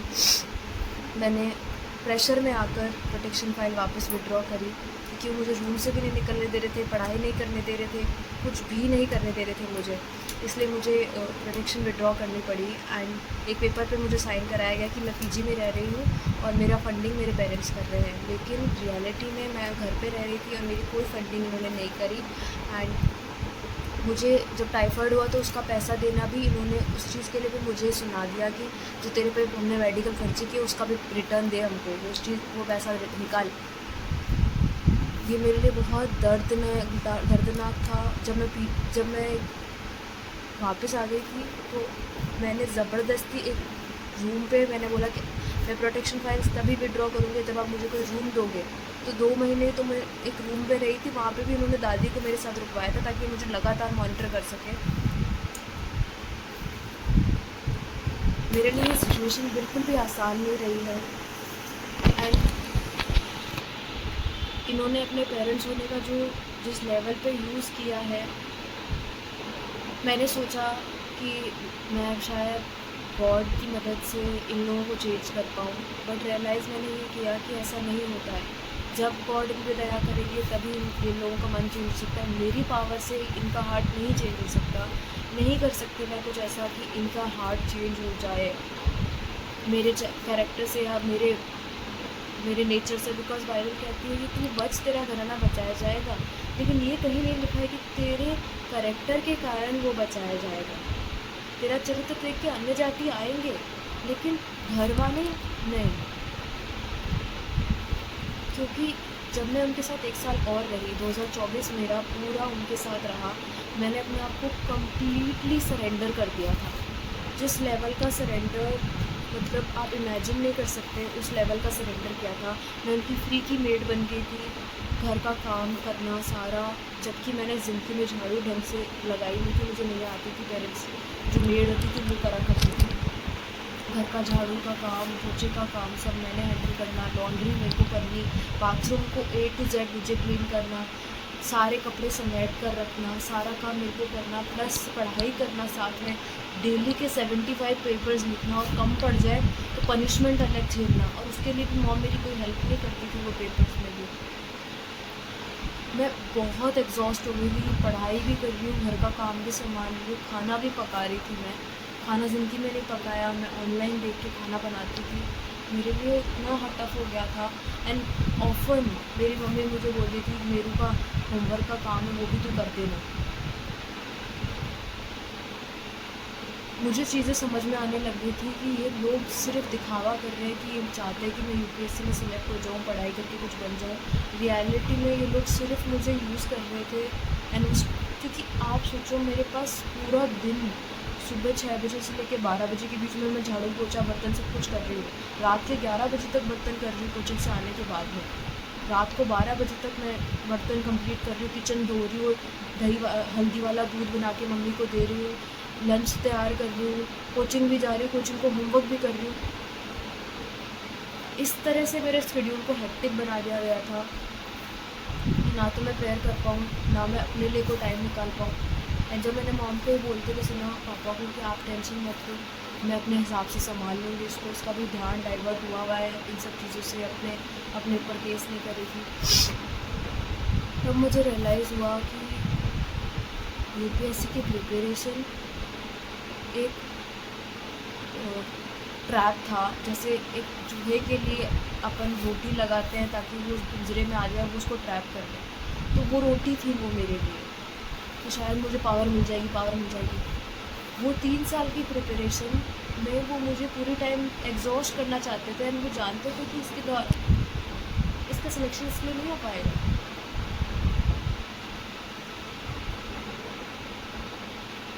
जब मुझे ये पता चला मुझे दर्द हुआ एंड मैंने कोचिंग छोड़ दी और मैंने बोला कि मैं घर बैठ के तैयारी करूँगी, कोचिंग से मैं तो नहीं तैयारी करूँगी। कुछ टाइम बाद मैंने घर का काम करना बंद कर दिया एंड मेरी मम्मी मुझ पर फ्रस्ट्रेट होने लग गई कि घर का काम क्यों नहीं कर रही है। मैंने उनको वापस बोला कि मॉम मेरे पास टाइम नहीं रहता है, मेरे को पढ़ाई करनी है। तो वो बोलती तू प्रेयर तो कर रही होती है, ये क्या बात हुई। एंड जब मुझे आइडिया लगा तो मैंने कोचिंग ड्रॉप करी, खुद से पढ़ाई करना स्टार्ट करी, घर का काम धीरे धीरे कम करा। और जैसे ही मैंने ये चेंजेस लाए अपने अंदर तो मेरी मम्मी मेरे पे बहुत गुस्सा होने लग गई, इरिटेट होने लग गई, एग्रेशन दिखाने लग गई अपना कि तू ऐसा कैसे कर सकती है, तेरे कोचिंग में मैंने पैसा लगाया है, तू कैसे छोड़ सकती है बीच में। मैंने मॉम को समझाया, मॉम मैं रोज़ डेली 100 पेपर्स नहीं लिख पा रही हूँ, मेरे से नहीं हो पा रहा है। एंड दूसरे दिन वो इंसान वो 100 पेपर्स पढ़ता भी नहीं है एंड उसे फाड़ के फेंक देता है। एंड मेरी इससे स्पीड नहीं बन रही, सिर्फ पेपर्स यूज़ हो रहे हैं एंड मेरे दिमाग में कुछ नहीं जा रहा है। I am not able to learn और रिकॉल एनी थिंग। मेरे लिए ये कोचिंग इज़ नॉट गुड, मैं इसे हैंडल नहीं कर पा रही हूँ। तो शी वॉज लाइक कि नॉट अंडरस्टैंडिंग एट ऑल। वो इतना अग्रेसिव हुई मेरे प्रति। 2-3 दिन बाद वो मेरे पास में आके बोलती है कि तुझे ज़िंदगी में करना क्या है, जाओ, तुम्हें कमाना है, जाओ बाहर कमा के आओ। एंड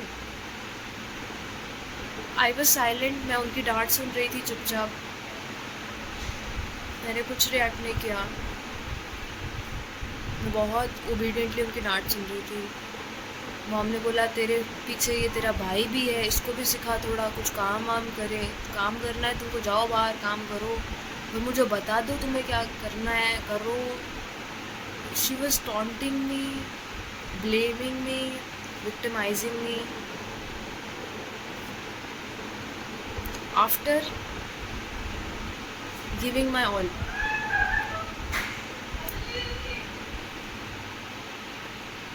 मेरा जो 2024 वाला बर्थडे था उसमें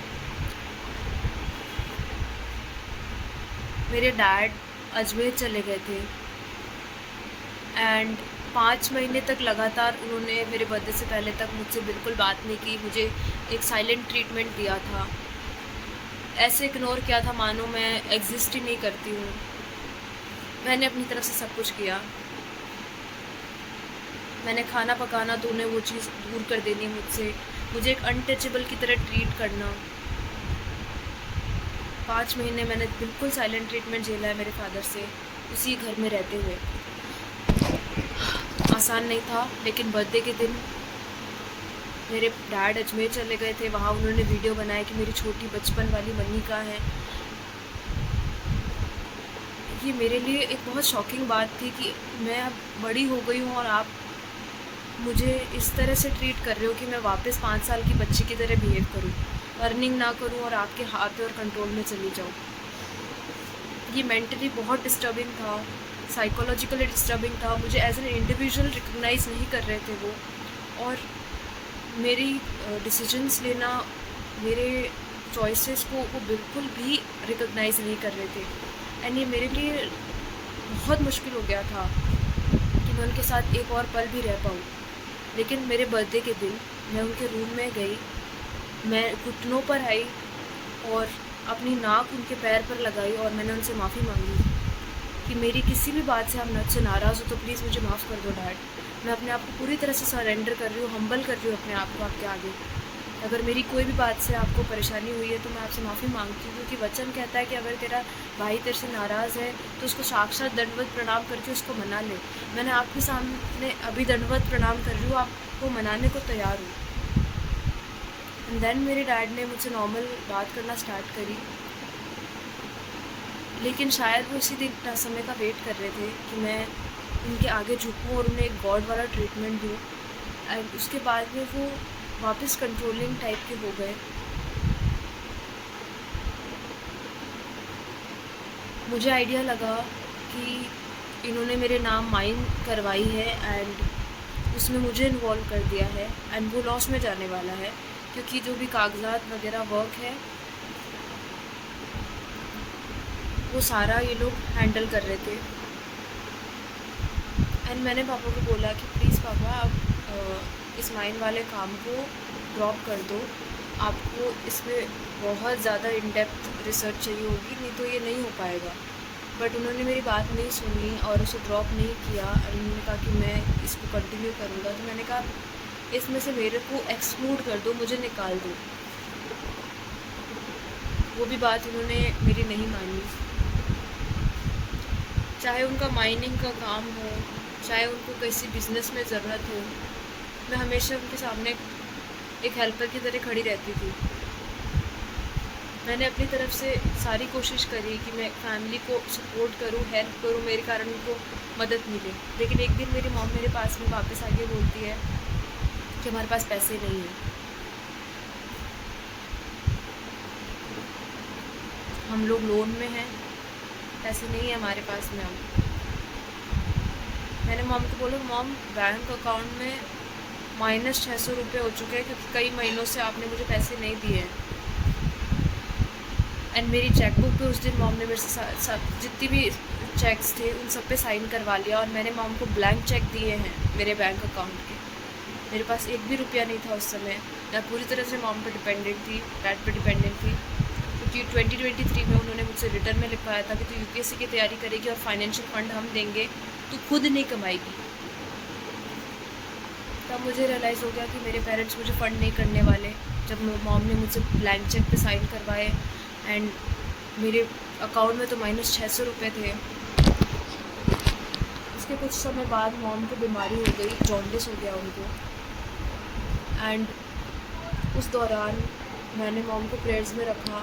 एंड मेरा पूरा स्केड्यूल, जो भी मेरे प्रेयर का स्केड्यूल था, मैं सुबह उठना 1 घंटा प्रेयर करना, दोपहर को 1 घंटा, रात को शाम को माउंटेन प्रेयर, एंड रात को सोने से पहले प्रेयर, वो पूरा स्केड्यूल बिगड़ गया क्योंकि मैं मॉम की केयरिंग में पूरी तरह से अंदर चली गई।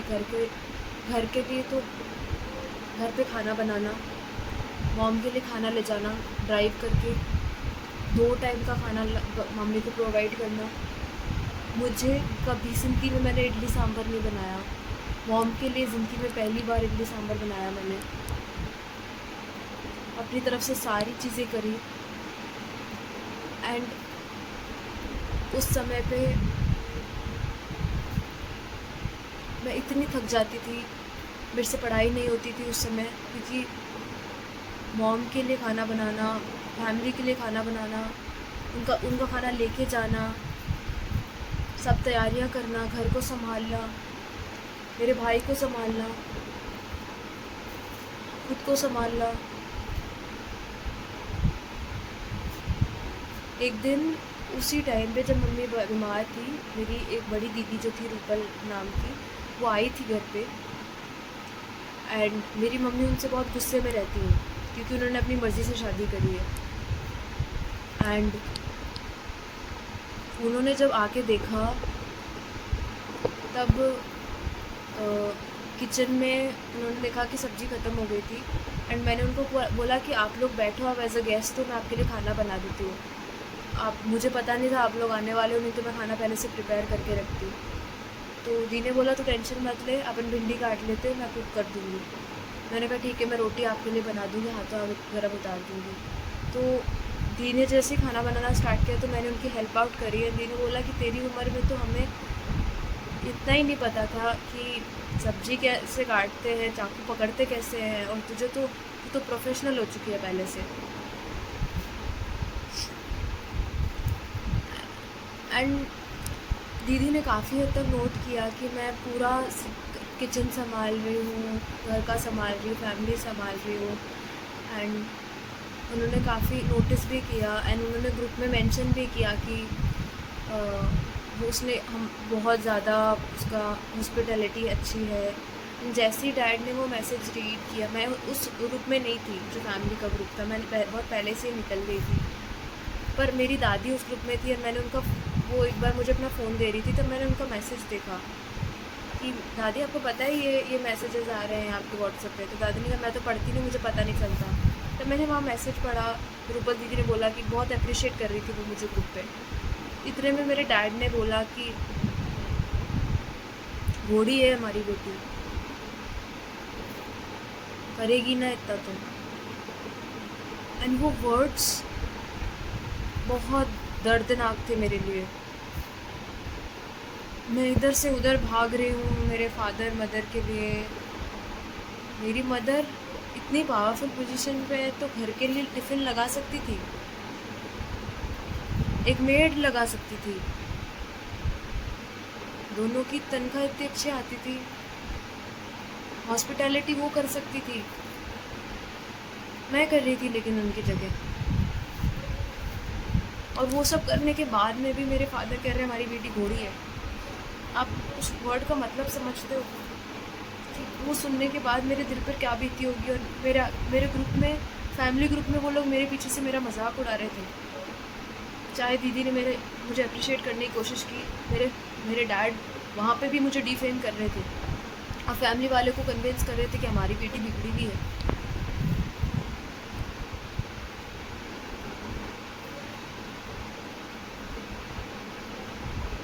मेरी मॉम को अच्छा लगता था कि मैं कान में ईयरिंग्स डालूं। मैंने पहली बार 2024 में ईयरिंग्स पहनना स्टार्ट किया। ऑल्दो मुझे एलर्जी होती थी ईयरिंग पहनने से, मेरे कान लाल हो जाते थे, मुझे मुझे इरिटेशन होने लग जाती थी, बट मैंने मॉम के लिए पहनना स्टार्ट किया। जब मम्मी जॉन्डिस से ठीक हुई, मैं बहुत मम्मी को ऐसे बच्चे की तरह जिसे केयर करते हैं ना, हथेली में लेके चलते हैं, वैसे मम्मी का ध्यान रख रही थी। पूरा उनका रूम जो मिला था उनको वीआईपी वार्ड, वो क्लीन कर देना, किचन क्लीन कर देना, उनके सारे बर्तन मांज देना, उनको कुछ फ्रूट्स वगैरह चाहिए तो हाथों हाथ ला के रख देना। मैं मेंशन नहीं करना चाहती इन सब चीज़ों को जो मैं उनके लिए करती थी, क्योंकि मैं आउट ऑफ लव कर रही थी उनके लिए। वो मेरा प्योर लव था जिसे मैं शब्दों में बयान नहीं करती हूँ। मैं जिसको प्यार करती हूँ, मैं उसको, मैं समझती हूँ कि उसे एक्शंस पे दिखाना ज़रूरी है दुनिया को बताने से पहले। शायद वो इंसान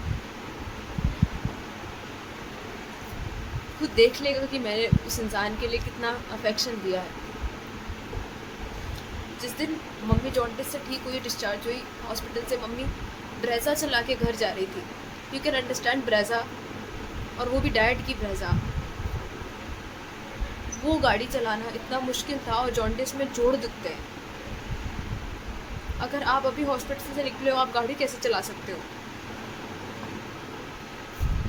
मुझे उस समय समझ में आ गया कि मॉम इतने टाइम से बीमार होने की एक्टिंग कर रही थी, और मुझे समझ में आने में समय लगा, लेकिन पता चला कि ये सब मेरे समय को यूज़ करने के लिए था। मुझे एक हाउस वाइफ, एक फैमिली के लिए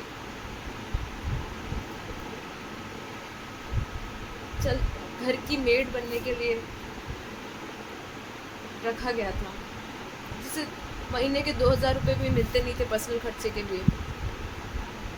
घुटन होने लग गई थी मुझे उस घर में। लेकिन उसी समय गॉड की ग्रेस से मेरे मन में आया कि जब मम्मी हॉस्पिटल में थी, तब मैंने वर्क ढूंढना स्टार्ट कर दिया, काम ढूंढना स्टार्ट कर दिया। एंड जैसे मैंने काम ढूंढना स्टार्ट किया, क्योंकि घर पे उस समय मम्मी नहीं हुआ करती थी, जब भी मम्मी घर पे होती थी तो मुझे सारी इन्फॉर्मेशन उनको शेयर करनी पड़ती थी कि मैं कहाँ जा रही हूँ, कब तक आऊँगी, कितना समय लगेगा।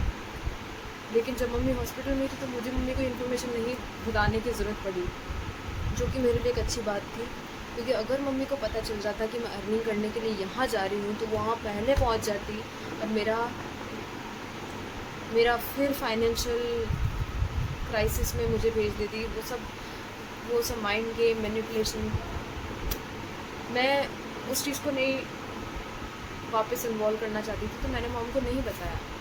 मैंने अर्निंग करनी स्टार्ट करी, अपने आप को बिल्डअप करना स्टार्ट किया।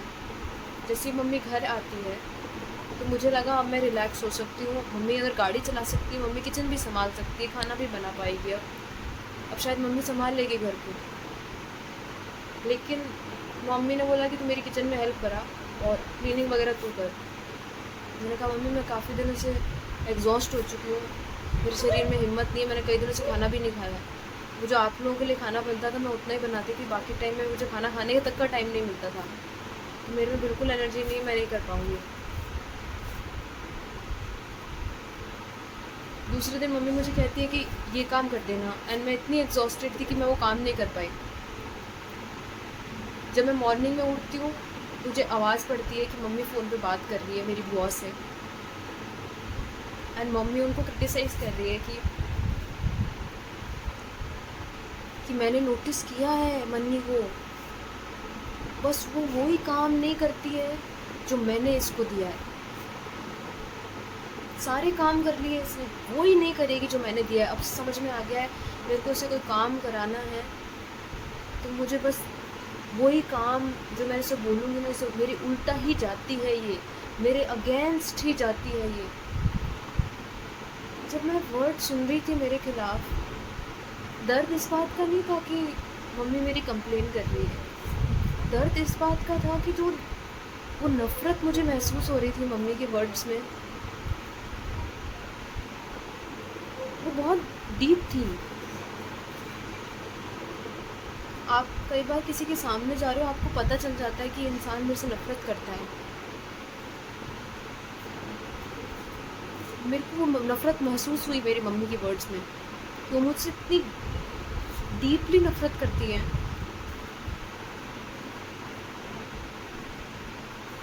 मैं उसके बाद हिम्मत ही नहीं जुटा पाई कि अब क्या बच गया।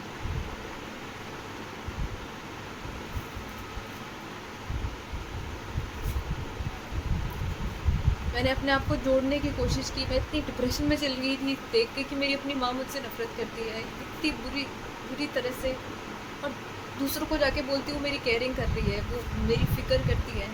वो मेरी इतनी सी भी अगर फ़िक्र करती तो उन्हें फ़र्क पड़ता कि मैं थकी हुई हूँ, मैं बर्तन नहीं मांज पाऊँगी, मैं नहीं धो पाऊँगी बर्तन, मुझे नींद आ रही है। बुआ से बात करना मेरे लिए इतना डरावना इसलिए होता था क्योंकि बुआ हमारे घर की ऐसी मेंबर थी जो एक सायरन का काम करती थी। उनके पास कोई इन्फॉर्मेशन चली जाए, ख़ानदान के छोटे से छोटे बच्चे से लेकर बूढ़े से बूढ़ा मेंबर को इन्फॉर्मेशन दूसरे दिन तक पहुंच जाती थी। मेरे बड़े पापा हो, दूसरे बड़े पापा हो, सबके सामने मेरी बेइज्जती वो कर देती थी ताकि अगर उनसे फ्यूचर में मैं हेल्प भी मांगूँ तो उनको लगे कि मैं एक रिबेलियस टाइप की लड़की रही हूँ जिसने अपनी माँ की बात नहीं मानी। मेरी फैमिली में भी वो मुझे पूरी तरह से डिफेम करते थे ताकि मेरी फैमिली मेम्बर से भी मदद ना मांग पाऊँ।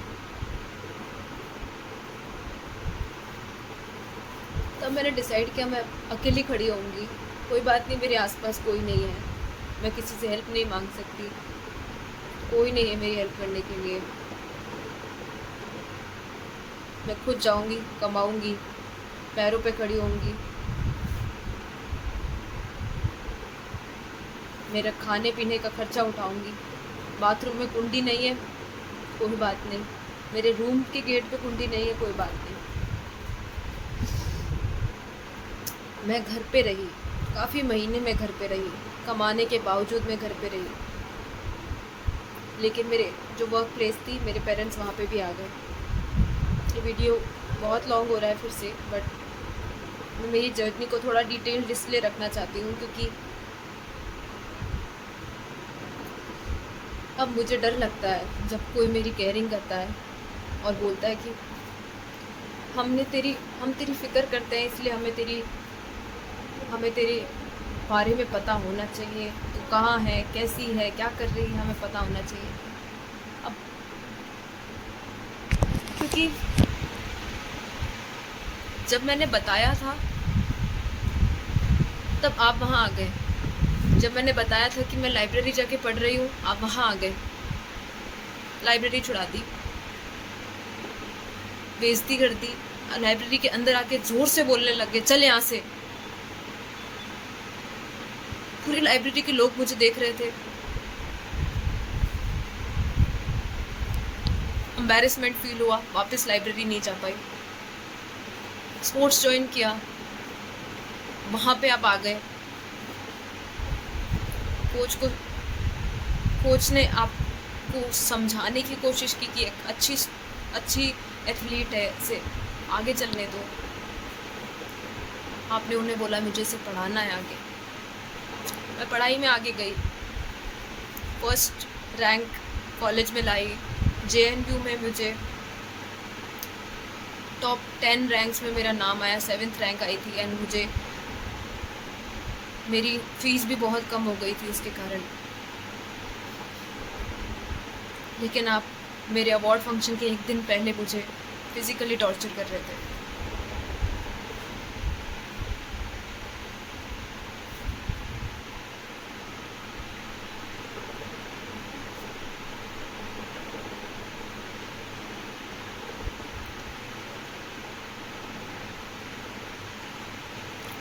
मैंने डिसाइड किया मैं मेरी वर्क प्लेस के बारे में नहीं बताऊंगी। चामोसा को मैंने कॉल करके बोला कि मैं अर्न कर रही हूँ क्योंकि मेरे पेरेंट्स मुझे पैसा नहीं दे रहे। मेरे बैंक अकाउंट में -600 रुपये है और मुझे पैसे चाहिए। मैं फ्रूट्स खाती हूँ, मुझे इसके लिए पैसा चाहिए। एक भी रुपया नहीं है मेरे पास में।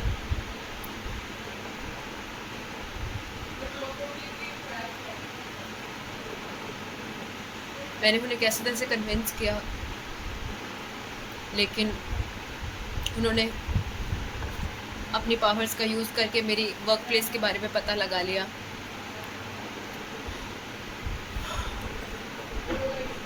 एंड दिसंबर आते आते वो वर्क प्लेस मेरे लिए इतनी टॉक्सिक हो गई कि मेरे रिश्ते आने लग गए ऑफिस में। मेरा बॉस मुझसे ज़बरदस्ती करने लग गया कि तू घर क्यों नहीं चली जाती। मैंने मेरे बॉस से पूछा कि आप चाहते हो कि मैं घर चली जाऊं जॉब छोड़ के, तो क्या आप मुझे उसके लिए भी सैलरी दोगे? ही डिनाइड दैट। मैंने कहा फिर आप क्यों चाहते हो कि मैं घर चली जाऊं? तुमने कहा तू बीमार है इसलिए चली जा। मैंने कहा मैं बीमारी में भी काम करने को तैयार हूँ, आप मुझे काम क्यों नहीं करने दे रहे हो? He was very confuse. मुझे जब समझ में आ गई थी कि मेरी फैमिली वहाँ तक पहुँची है एंड मेरे वर्क प्लेस पे भी मुझे प्रॉब्लम्स आ रही है। मैं मेरे बॉस का टॉक्सिसिटी भी झेलती रही, चुप रही, शांत रही। एक ऐसा पॉइंट आया, वहाँ पे एक आर्मी ऑफिसर आता है, मेरे से मेरा पूरा नाम पूछता है, मेरी जात पूछता है, उम्र पूछता है और अपने लड़के का रिश्ता देता है कि बहुत अच्छा लड़का है मेरा, तो जैसा मिलेगा, नहीं जॉब करता है। मैंने बोला मैं अभी इंटरेस्टेड नहीं हूँ, मुझे अपने पैरों पे खड़ा होना है। जब उसने मेरी बात नहीं सुनी, मेरे बॉस ने भी मुझे बोलना स्टार्ट कर दिया कि मुझे तो नहीं लगता तुम 18 साल से भी ऊपर हो, अपना आईडी कार्ड दिखाओ, अपना आधार कार्ड दिखाओ। मैंने कहा मैंने अपने आधार कार्ड की कॉपी आपको दे रखी है, आप मुझसे वापस क्यों मांग रहे हो सर? मैं आपकी रिस्पेक्ट कर रही हूँ, आप मेरे साथ बदतमीज़ी क्यों कर रहे हो सर? कि नहीं मैंने बोल रखा है, तुम क्यों काम पे आ रही हो, क्यों कर रही हो काम, क्यों कर रही हो? फालतू मुझसे लड़ना स्टार्ट हो गया। एंड रूम जो ऑफिस था वो इतना केओटिक हो गया कि आई टुक अ स्टैंड कि ठीक है आप चाहते हो कि मैं काम ना करूँ, ठीक है सर मैं काम नहीं करूँगी। और रही बात रिश्ते की, तो ऑफिस एक ऐसी जगह नहीं होती जहाँ पर रिश्ते लाते हो। रिश्ते की बातें ऑफिस में नहीं होती। और आप ये पर्सनल चीज़ और मेरे प्रोफेशनल प्लेस पर क्यों लेके आ रहे हैं? एंड आप बॉस होने के नाते आपको इन्हें बोलना चाहिए कि आपके एम्प्लॉय से इस तरह बात कर रहे हैं। एंड आपको अगर प्रॉब्लम ही हो रही है कि मैं काम नहीं कर रही या कुछ भी मेरे से प्रॉब्लम है, तो मेरी सैलरी काट लो। आप मेरे को टीच मत करो कि मुझे क्या करना चाहिए या इन लोगों से कैसे बात करनी चाहिए, क्योंकि मुझे अच्छे से पता है कि मुझे इन लोगों से कैसे बात करनी चाहिए। एक प्रोफेशनल लाइफ को एक पर्सनल लाइफ से किस तरह अलग रखना ही मुझे पता है। मेरा बॉस मुझे ये चीज़ बोलने लग गया था कि आप इनसे ऐसे कैसे बात कर सकती हो, तो मेरा दोस्त है। मैंने कहा अगर ये आपका दोस्त है तो आप अपनी दोस्ती को ऑफिस से बाहर रखिए सर, कि मैं आपकी एम्प्लॉय हूँ। आप अपने दोस्त को मेरे लिए रिश्ता देखने के लिए नहीं ला सकते। दिस इज़ नॉट गुड, क्योंकि you are not my dad. आप मेरे फादर नहीं हो जो मेरी वर्क प्लेस पे आप मेरे लिए रिश्ता लेके आ रहे हो। आप मेरे बॉस हो, आपको मुझसे प्रॉब्लम है, आपको मेरा काम अच्छा नहीं लग रहा है, मेरी सैलरी कट करो, मैं एक्सेप्ट कर लूँगी, मैं इसे फेयर मानूँगी। लेकिन आप मेरे लिए रिश्ता लेके आ रहे हो, मुझे 18 साल के ऊपर भी नहीं मान रहे हो, आप मुझे जॉब छोड़ने को बोल रहे हो विदाउट कॉज। ये चीज़ मुझे नहीं सहन होगी। आप चाहते हो मैं चली जाऊँ, मैं आज ही आपको मेरा अपना रेजिग्नेशन देने को तैयार हूँ। एंड मैंने दूसरे ही दिन रेजिग्नेशन दिया उन्हें, एंड जॉब छोड़ी। एंड देन जो मेरी अभी की करंट मेरी बॉस है, इनके साथ मैंने काम स्टार्ट किया। मैं बहुत डरी हुई थी जब मैंने जॉब छोड़ी थी। मैं बहुत घबराई हुई थी कि मुझे अब काम कहाँ मिलेगा, पैसा। 2-3 दिन मैंने भूखे बिताए हैं। मुझे खाने को मेरे पास उस समय पैसे नहीं थे, क्योंकि सैलरी बीच में ही मैं ले नहीं पाई, क्योंकि सैलरी आपके मंथ के एंड में आती है। मंथ एंड हुआ नहीं था।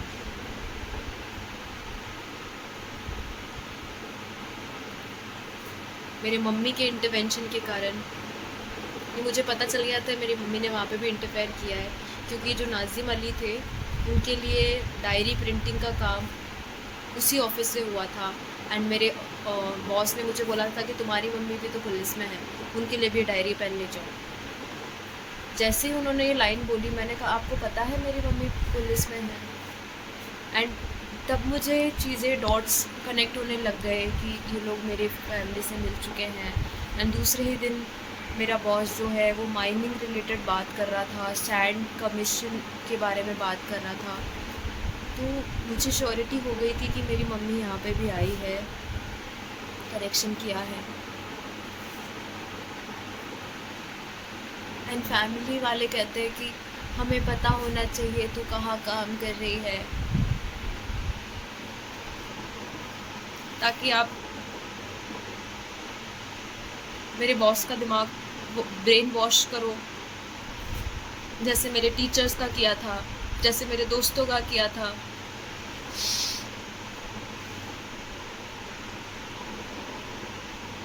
आसान नहीं रहा है मेरे लिए।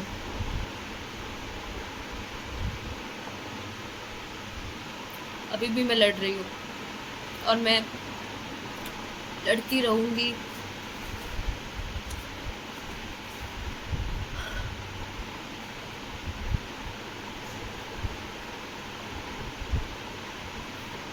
खुद के लिए लड़ना ज़रूरी होता है, क्योंकि जब आप खुद के लिए नहीं लड़ते हो तो आपके लिए कोई नहीं खड़ा होता। आपका सगा भाई भी आपको छोड़कर चला जाएगा, आपका सगा भाई भी आपको मार खाते देख लेगा।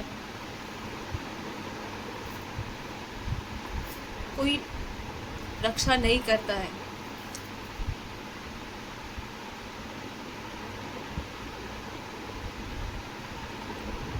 गॉड फेवर देते हैं, मनोबल बढ़ा के रखते हैं,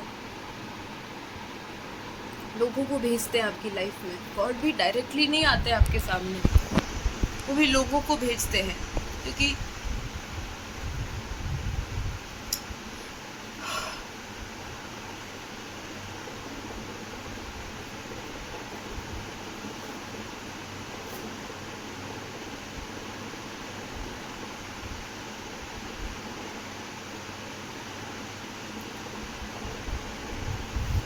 मैंने नहीं चूज़ किया था ऐसे परिवार में पैदा होना।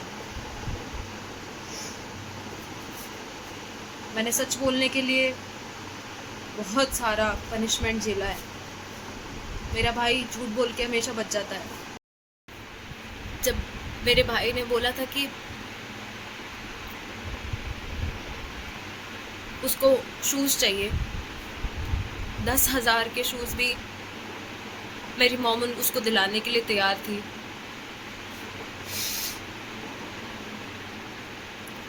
एंड मेरे लिए, मेरे जूतों के लिए मम्मी के पास 600 रुपये भी नहीं थे। मैं हमेशा कॉम्प्रोमाइज़ करती थी मेरे कपड़ों में। सस्ते कपड़े लेना, सेकंड हैंड कपड़े लेना, भाई बहनों के पहने हुए कपड़े लेना। मेरा भाई एडिडास के महंगे महंगे कपड़े पहना करता था, बैग अमेरिकन टूरिस्टर का होता था, मेरा सस्ता सा बैग होता था, सस्ती चीज़ें होती थी। एंड वो भी कंप्लेन कर देता था कि आपके पास लैपटॉप है दीदी, आपके पास में ये सब चीज़ें हैं, मेरे को आप दूसरी चीज़ें देते हो। एंड मैं उसको बोलती थी यार मेरे पास लैपटॉप और फ़ोन अगर ये सब चीज़ें हैं तो ये भी पढ़ाई के लिए मिली थी मुझे, जब मैंने मेडिकल की अलाउ और यूपीएससी वगैरह के लिए पढ़ाई करनी थी मुझे। ऐसे नहीं दिए मुझे कपड़े भी। आज मैं उनकी परमिशन के बिना मैं अगर नेल पेंट काली लगा लूँ तो मम्मी मुझ पे चिल्लाने लग जाती थी, क्या लगा लिया है ये वो। स्कर्ट नहीं पहन सकती थी, नी से ऊपर स्कर्ट नहीं पहन सकती थी। मेरी एज की लड़कियाँ बहुत सारा फैशन स्टाइल फॉलो करती थी। मैं उनके साथ कभी फिट इन हो ही नहीं पाती थी।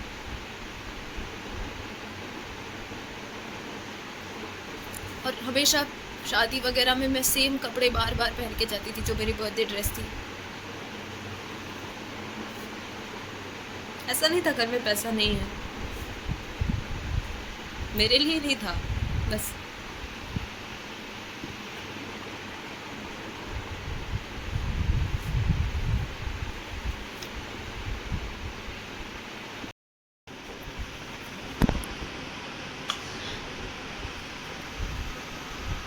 मेरी जो बुआ थी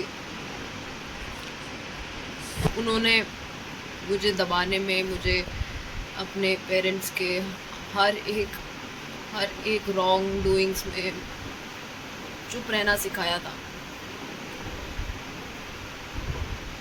वो हर बार कॉल करके बोलती थी कि हमने भी अपने टाइम में अपने पेरेंट्स की मार खाई है, लड़ाई हुई है, ये हुआ है, वो हुआ है। शो ऐसा करती थी कि वो मेरे को समझती है,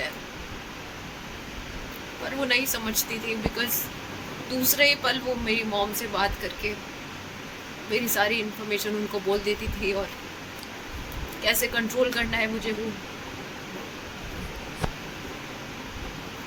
उन तक बता दिया करती थी।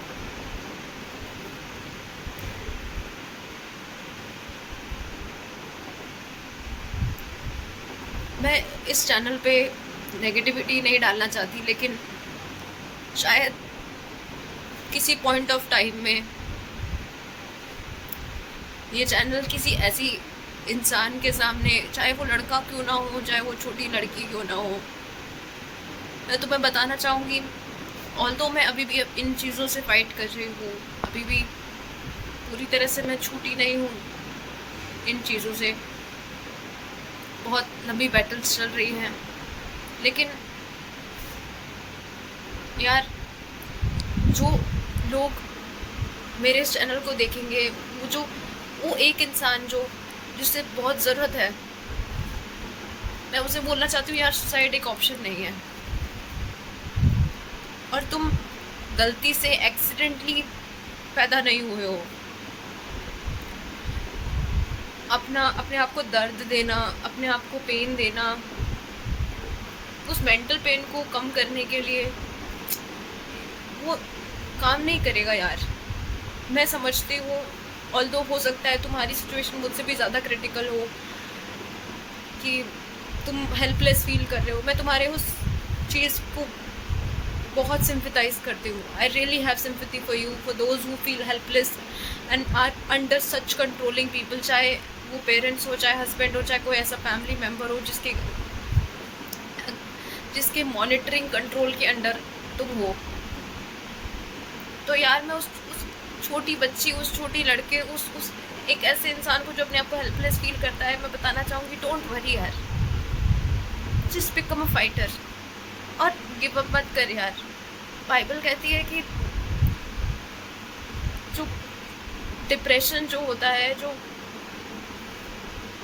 आशा, उसकी बिल्कुल विपरीत होती है।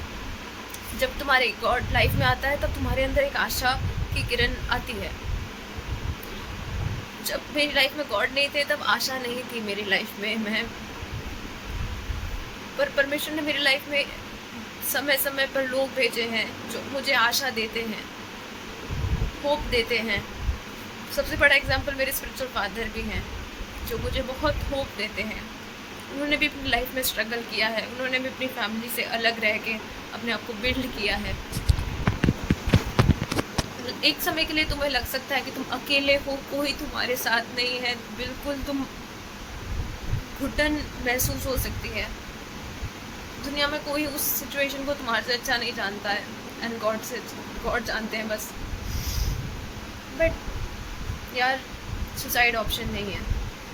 अगर तुम मर जाते हो तो तुम में और उन लोगों में जो तुम्हें सप्रेस कर रहे हो, उसमें कोई अंतर नहीं रह जाएगा, क्योंकि वो इतने समय से तुम्हें मारना ही चाह रहे थे, पर तुम्हें डायरेक्ट नहीं मार सकते।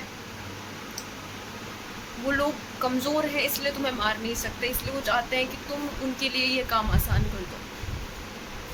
उनमें इतनी पावर नहीं कि वो तुम्हें छू भी पाए, क्योंकि तुम बहुत स्ट्रांग हो।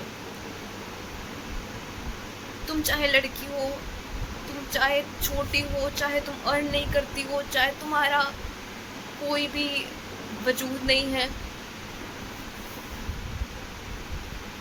गॉड ने तुम्हें अपनी इमेज में बनाया है। Don't feel helpless. एंड हो सकता है कई बार गॉड भी शांत रहते हैं, चुप रहते हैं, उस समय भी have patience, I know trust issues होते हैं, लोगों पे भरोसा करना मुश्किल होता है,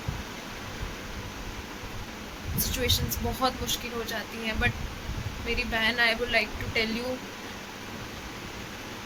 गिव अप मत करना। बैटल्स लंबी हो तो क्या हुआ, गिव अप मत करना। युद्ध क्षेत्र छोड़कर कभी मत भागना। एक सच्चा योद्धा युद्ध क्षेत्र कभी नहीं छोड़ता, वो अपनी आखिरी सांस तक लड़ता है। Be a fighter, don't leave your battles. चाहे, क्योंकि जो बैटल छोड़ के भागते हैं वो डरपोक होते हैं, और जो लड़ते हैं वो सीधे या तो शहीद होते हैं, उसमें भी आदर है, या फिर वो विजयी होते हैं। विजयी होने के चांसेस बढ़ते हैं जब तुम अपने आप को रोज़ समझाते हो कि मेरे में गलती नहीं है, मैं गलत नहीं हूँ, मैं एक गलती नहीं हूँ। गॉड ने किसी पर्पस से मुझे बनाया है, मेरा एग्जिस्टेंस पर्पसफुल है, मैं गलती से पैदा नहीं हो गया।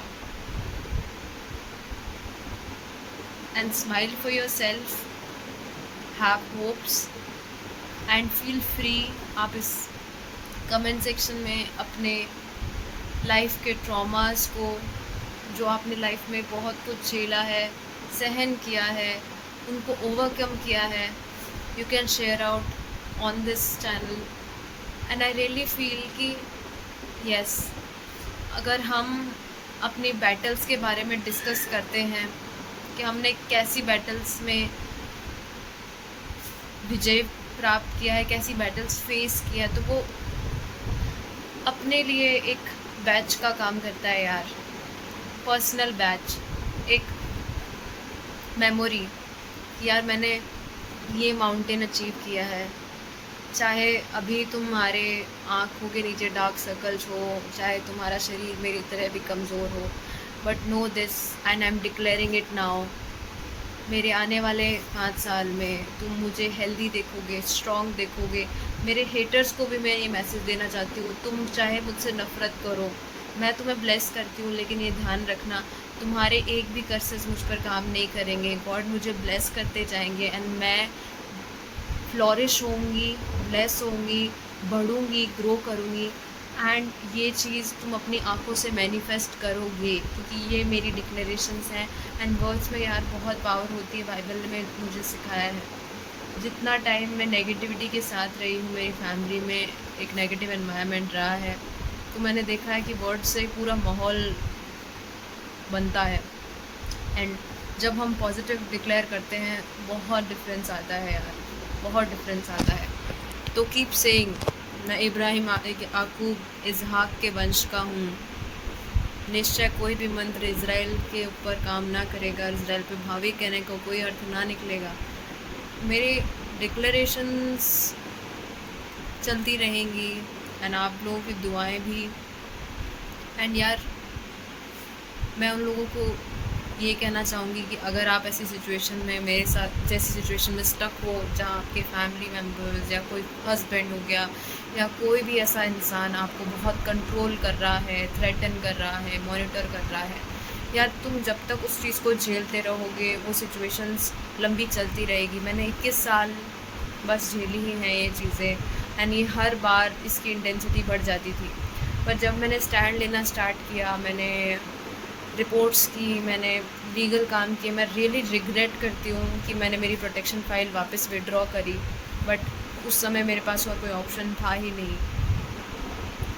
आई फील लाइक आपको जल्द से जल्द अपने आप को फाइनेंशियली स्ट्रॉन्ग बनाना चाहिए। अगर आप नहीं हो तो टेक हेल्प यार, जाओ हेल्प लो लोगों की। ज़रूरी नहीं है आज आपको ऐसे लोग मिल रहे हैं तो सारे लोग ही ऐसे हैं। दुनिया में इतने लोग बनाए हैं गॉड ने, आपकी कोई ना कोई हेल्प ज़रूर करेगा। एंड गॉड ह्यूमन के फॉर्म में, फरिश्तों के फॉर्म में हेल्प ज़रूर भेजते हैं। गॉड से हेल्प मांगना कभी मत छोड़ो, क्योंकि गॉड आपकी आवाज़ को सुनते हैं, वो ओमनी प्रेजेंट हैं एंड वो हर समय आपके पास रहते हैं। शैतान हर समय आपके पास नहीं रह सकता, गॉड आपके पास हर समय रहते हैं एंड वो आपकी आवाज़ को सुनते हैं। एंड मैं इस वीडियो को इसी नोट पे एंड करना चाहूँगी। अगर मेरा वीडियो किसी के भी सामने आता है, ऐसे किसी भी पर्सन के सामने जो डिप्रेशन का है शिकार हुआ है, या सुसाइडल थॉट्स उसके दिमाग में आ रहे हैं, या वो हेल्पलेस फील कर रहा है, तो मैं उसे यही कहूँगी, just have hopes, don't worry. तुम अपनी प्रॉब्लम्स को कमेंट सेक्शन में लिख सकते हो एंड जर्नलिंग करो यार। लिखो तुमने लाइफ में क्या क्या चीज़ें फेस की हैं, अपने इमोशंस के साथ सच रहो कि तुम्हें क्या फ़ील हुआ उस सिचुएशन में। जब तुम अपने इमोशंस के साथ ट्रू रहते हो, तुम्हें ह्यूमिलेटेड फील हुआ है, तो उसे लिखो अपनी जर्नल में कि इस सिचुएशन ने मुझे ह्यूमिलेशन फील कराया, इस सिचुएशन में मुझे एंगर फील कराया। इससे तुम्हें आगे फ्यूचर में मैनिपुलेट होने से तुम बचोगे, क्योंकि जब तुम जर्नलिंग करते हो, जब तुम इन्फॉर्मेशन अपने सामने लिखते हो, तो तुम्हें तुम्हारे दिमाग के थॉट्स क्लियर होते हैं कि ये सिचुएशन रियल में ऐसी थी और इसे ऐसा दिखाया गया है और मुझे ऐसा फील हुआ है। तो बहुत हद तक मदद मिलती है यार मैनिपुलेशन में, क्योंकि मैं भी एक कम्युनिकेटर हूँ एंड मेरे को कई बार ऐसे लोगों से डील करना पड़ा है जब वो ऐसी सिचुएशंस क्रिएट कर देते हैं कि हाथों हाथ ही डिसीजन लेना है। वो इतना कन्विंस इस लेवल का ब्रेन वॉश कर देते, क्योंकि मेरे पेरेंट्स घंटों घंटों मेरा ब्रेन वॉश करा करते थे। 9-9 घंटे के सेशन मेरे ब्रेन वॉश के हुआ करते थे एंड वो मेरे लिए बहुत ज़्यादा मुश्किल हुआ करता था। 9 घंटे अपना लगातार बनाए रखना और दूसरे 9 घंटे बीमारी में भी अपने लगातार ब्रेन वॉशिंग का काम उनका चलता रहता था। तो मुझे अच्छे से पता है कि ब्रेन वॉश कर किस तरह मेरे पेरेंट्स किया करते थे मेरा, और किस तरह वो मुझे सिखाया करते थे कि भगवान तुम्हारे पेरेंट्स हैं और पेरेंट्स के अलावा तो कोई तुम्हारा भगवान नहीं हो सकता। तो यार ये धारणा बिल्कुल गलत है। पेरेंट्स भी इंसान हैं, उनसे भी गलती होती है, उनको माफ़ कर दो, लेकिन जो उन्होंने किया है उसे मत भूलो यार। वो जो किया है ये मत भूलो। उन्होंने तुम्हारी लाइफ को पहले कंट्रोल करने की कोशिश की है, तो यार बाउंड्रीज़ बना लो। चाहे वो तुम्हारे पेरेंट्स हैं, चाहे वो तुम्हारा हस्बैंड है, चाहे वो कोई भी इंसान है यार, वो गॉड की लेवल पे, गॉड की पोजीशन पे नहीं आना चाहिए।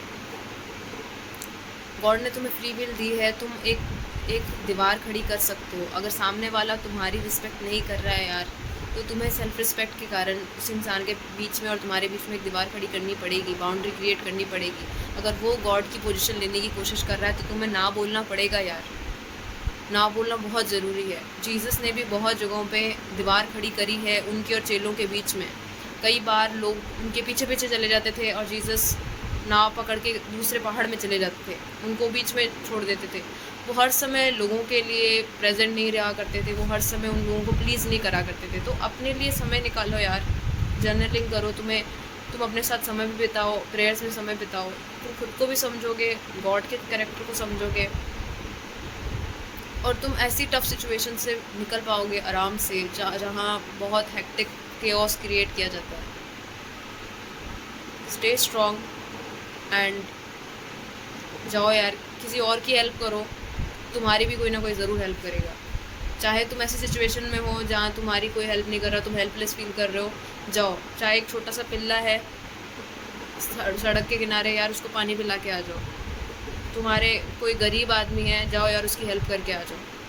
जब तुम किसी के और की हेल्प करोगे ना, तुम्हें खुद से फील होएगा यार मेरा वजूद है, मैंने कुछ अच्छा काम किया है यार। वो किसी को दिखाने के लिए मत करना, वो खुद तुम्हारे और गॉड के बीच में रहना चाहिए। किसी को खाना खिलाना जिसको ज़रूरत हो। एंड अगर तुम किसी की हेल्प कर सकते हो, तुम्हें ऐसा लगेगा शायद यार चले मेरी किसी ने हेल्प नहीं करी, कम से कम मैंने तो किसी की हेल्प करी यार, बहुत अच्छा लगेगा यार किसी की हेल्प करके तुम्हें। तो stay strong and this video will be continued in upcoming videos। And मैं शॉर्ट्स इसलिए डालती रहती हूँ क्योंकि मैं अपने आप को अपडेटेड रखना चाहती हूँ जो भी मेरे साथ करंटली हो रहा है यार।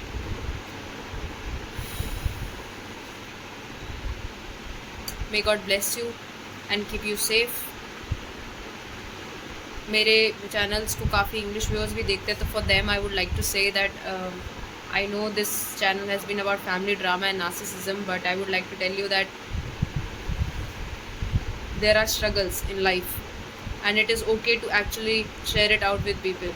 Maybe you might find somebody who can help you, who can be with you, who can make it worth it, yaar. Life is not helpless, life is not about this, life is not this. This is just surviving. You're just trying to survive, you're just trying to live out of this hell. But once you cross this hell, there is heaven there waiting for you. You're just being made strong. चाहे तुम अभी अकेले लग सकते हो, but तुम्हें God strong बना रहा है एंड तुम्हारे लिए लोगों को प्रिपेयर कर रहा है. अपना ध्यान रखो यार, और तुम अपने आप को सबसे ज़्यादा अच्छे से जानते हो. तुम्हारे अलावा तुम्हें कोई और नहीं जानता. गॉड जानते हैं, बट तुम्हारी आत्मा तुम्हें सबसे अच्छे से जानती है. तो किसी और को मत बताने दो कि तुम्हारे लिए क्या अच्छा है. वो तुम ही डिसाइड कर सकते हो. क्योंकि अगर तुम डिसाइड नहीं कर सकते, अगर चॉइस मेकिंग तुम्हारे हाथ में नहीं होती, किसी और के हाथ में होती, तो सबसे पहले वो चॉइस मेकिंग गॉड के पास होनी चाहिए थी यार. क्योंकि गॉड के जितना अच्छा डिसीजन मेकर कोई हो ही नहीं सकता. फिर भी गॉड ने चॉइस तुम्हें दी है. अगर गॉड तुम्हें चॉइस दे रहे हैं, तो इसका मतलब ये है कि तुम्हें अपने बारे में अच्छे से पता है कि मुझे क्या चाहिए, मेरे लिए क्या सही है. कोई भी इंसान हो, don't let them tell. God से ऊपर कोई नहीं हो सकता यार. और पेरेंट्स, कोई हस्बैंड, वाइफ, कोई भी हो यार, वो गॉड से ऊपर नहीं हो सकता. चाहे तुम्हारा बेस्ट फ्रेंड हो, फ्रेंड हो, हस्बैंड हो, वाइफ. गॉड से ऊपर किसी को पोजीशन मत दो यार. And just believe and keep declaring positive. See you in the next vlog. Bye bye.